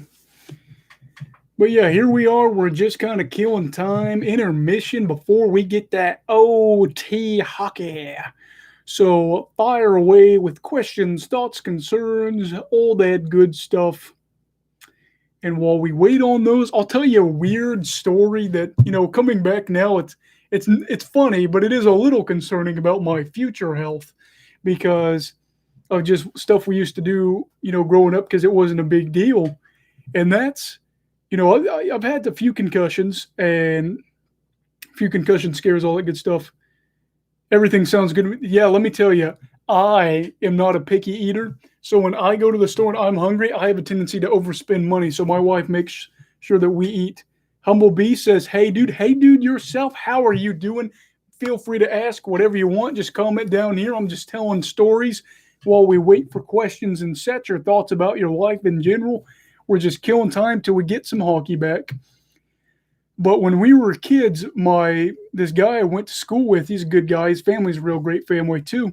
His dad was our football coach, and we were a good team when we were in elementary school. I mean, we always have had great football teams that I've been a part of, so that's fun. Am I in the West Coast? I am not. I am in Indiana, and it is what it is, but we're getting through it. She brought up a good point. It's pretty late. But yeah, I am in Indiana. We're just keeping it up. But when we were kids, he would make us slam each other's like helmets against each other before football games. And I'm not talking a few times. He'd like literally bash our helmets up against each other. And this was like 2007. So I don't really think concussions were like a mainstay thing or anything like that. But coming back to think on it, that's probably going to, if I get dementia or something like that, that could be part of it. We would literally just like grab each other's face mask, bam, like that. And it was always weird. It was a weird thing then, but it would not be allowed now. But it's funny to look back on because it was like, what were you thinking from, not just, I'm not going to say it's his fault, but it was just a crazy thing. Go Sens go. All right. Respect to that. I really love the new logo. The new logo. The logo they had before, they updated a little bit and then brought back with the black jerseys. Looks so good. I'm going to have to get a Kachuk jersey like that. Looks really, really good. And hopefully the Senators can be one of the better Canadian teams in the future. Not going to lie, I'm really not hoping to see Toronto and Calgary be better teams in the future. I'd love to see Vancouver be a good team. I'd love to see Ottawa do it. That'd be fun.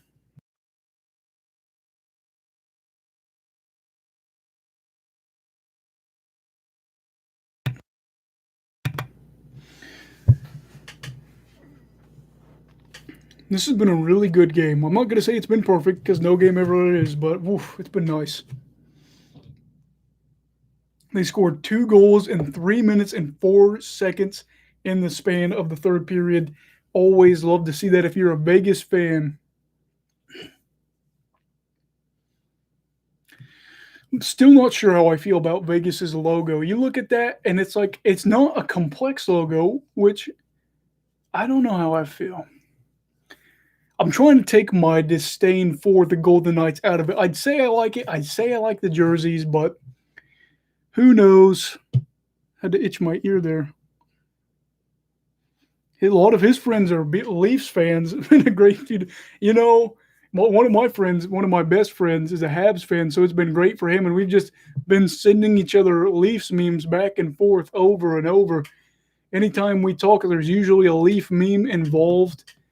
And it is sad for Leafs fans because, the support they give for this team versus the happiness this team provides back, it is not a two-way street in terms of that. And It's got to end sometime, right? The Maple Leafs have to win a playoff series at some time. They have to. The thing is, though, with this group, it's been 5 years. 5. And still no first round win. I mean, heck, last year they got knocked out by the Blue Jackets. And let's see anything here. Nope, nothing there. They got knocked out by the Blue Jackets in the qualifying round. So this team's good. It's a good team, but I don't know if what they're gonna do. Are they gonna trade Marner? That's a good question too. I know we're not even like the Leafs always find a way to get brought up in here, and it just cracks me up because I'm never mad at anybody. It just makes me laugh because it's like the Maple Leafs could be the worst team in the league. They could be dead average. They could be the best team in the league. Anyway, anywhere, anyhow, they're always brought up in a conversation, and it just cracks me up. My nose is itching like crazy right now. That stinks. What's been going on in your guys' lives? I want to hear that. What has been going on in your lives? Anything good? Anything bad? Does your boss suck? We got to know these things. And we will support you. If your boss sucks, your boss sucks. We'll support that. You like Mitch? Honestly, I just want to see a Canadian team win the cup. As long as it's not Calgary, am I right? Am I right? Yeah, no, at this point I am desperate enough to probably have any team win the cup that's Canadian. My plan is to move out to Canada. Hopefully as soon as possible around Vancouver, but if I could just see a Canadian team win the cup, that'd be great. You go all these years and it just feels so difficult, them not winning a cup, any team but Montreal. Do we really want Montreal to be the first one to do it? I had this talk with somebody the other day and it's like, they've already had so many cups. Are we that desperate to let them do it? At the same time, though, the last time they won a cup, my mom would have been 12, so it's been a minute. I would have been -7. Wait. She would have been getting ready to turn 12 that year, so she was 11. And yeah, I was -7. Not very good with math. It's all right, though. We don't have to be. It's a good thing about hockey. It's a low-scoring game. It's not like basketball where you got to do math. If they make 14 threes in a row, they're back in the game. 2-2. That's basic. See, I can't even talk either. That's basic arithmetic. And I'll tell you what, you guys, you know that the state that I live in, once it's like the last broadcast of the year where I work, I'll tell you the university that I work at for ESPN, so you can listen to that last broadcast. You might get emotional. Worked there for 3 years now, and it's been a terrific job. I got a terrific boss, a terrific staff, got a great group. And it feels weird knowing that I'm going to have to be one of the people stepping up next year. Life is nice. I had dinner already. Jeremy, I'm jealous. I'm out here sweating for you, not getting to eat. My wife said it's too late to do the smoothie because the blender is going to be loud.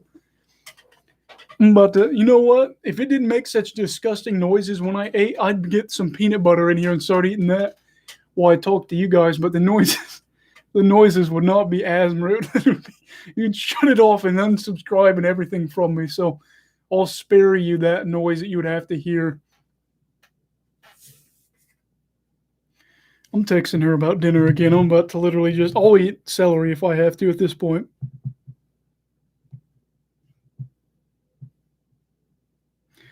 I'm about to see if maybe we got some more pulled pork. I might just run in there and just snatch it straight from the Tupperware, eat it cold, maybe grab a bun. I don't know. We'll see. We'll see. Intermission's got to be getting ready to end sometime. Good grief. We've been here for 18 million years.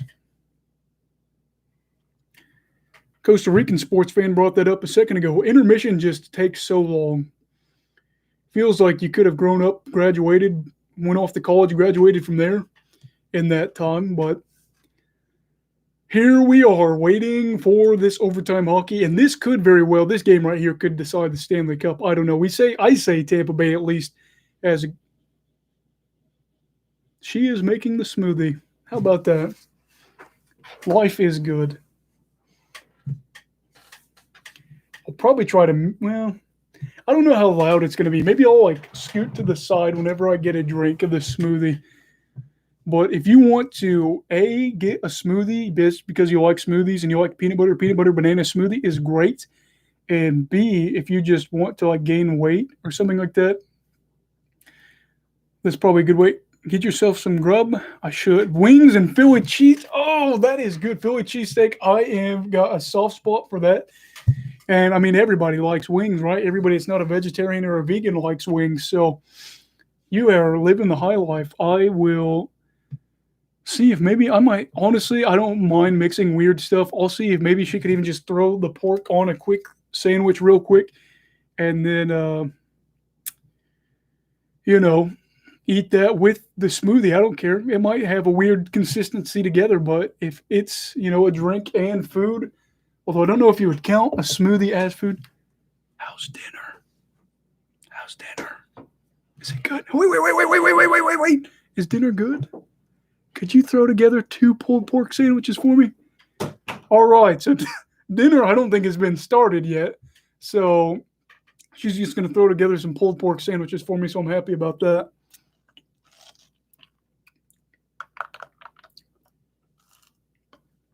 Okay. That tastes pretty good.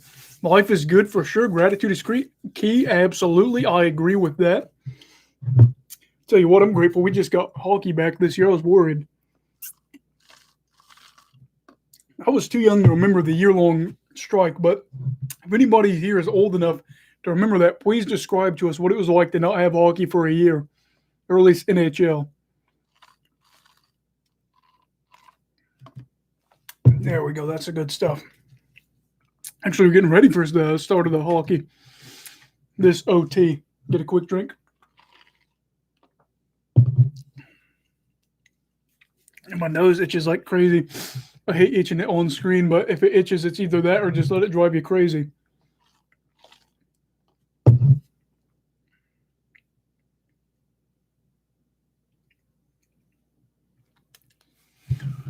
And Vegas has lost their last 4 playoff overtime games, so we'll have to keep an eye out for that.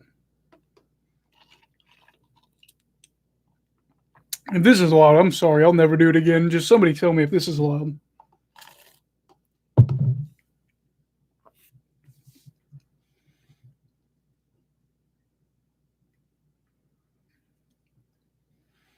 Colorado has the puck, and OT takes a shot. And for a second, it looked like Fleury thought it might have went past him, but he's got it.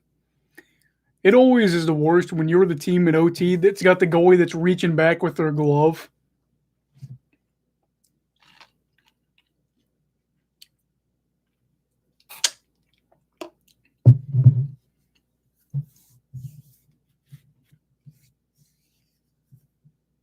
Ten seconds in, they're bringing it up, and it is a good fact. They already got a chance out here. Colorado has had some good chances. Let's see if they've outchanced Vegas. I can't even check it because Colorado gets so many good chances. They lead in chances 25-15 at 5-on-5 play. That's crazy.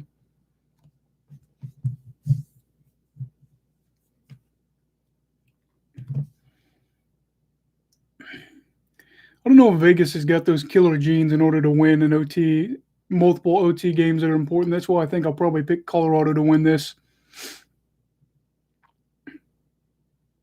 And they have just... Mark Stone might just say, forget about it.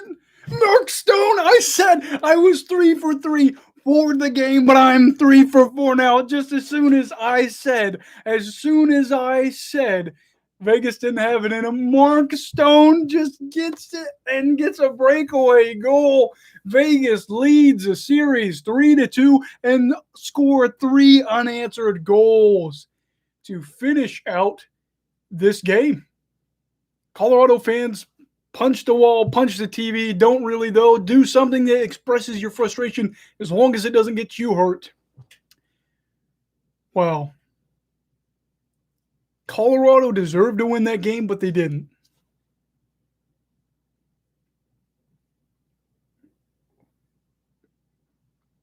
Shaw gets blocked. Stone's right there. Nobody's there to stop him in time. Goes top right while he's on the left side. Crazy. Mark Stone's such a good player. Grubauer, you can tell he's mad. Of course he is, but you can tell just as soon as he got that shut off, I think you could tell it's going in.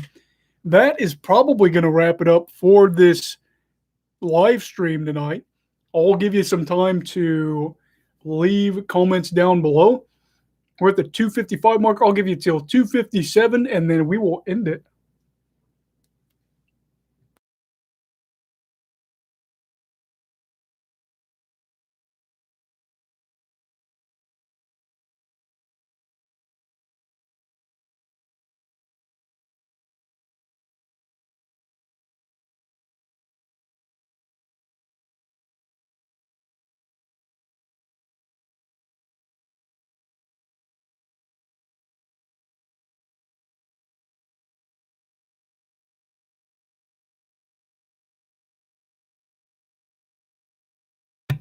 We'll probably have to go at 256. That way you don't have to see me eat like a disgusting pig. Good night, everybody. You guys have been amazing as usual. This was a really fun stream. I had a good time. I know you're salty, Cookie, but they have a chance. Game 6, I could see it. I could see them winning. Although my prediction's wrong for Avs in 6. All right, everybody. I will end the live stream now. Have a great night. I'm glad we got to enjoy some hockey together.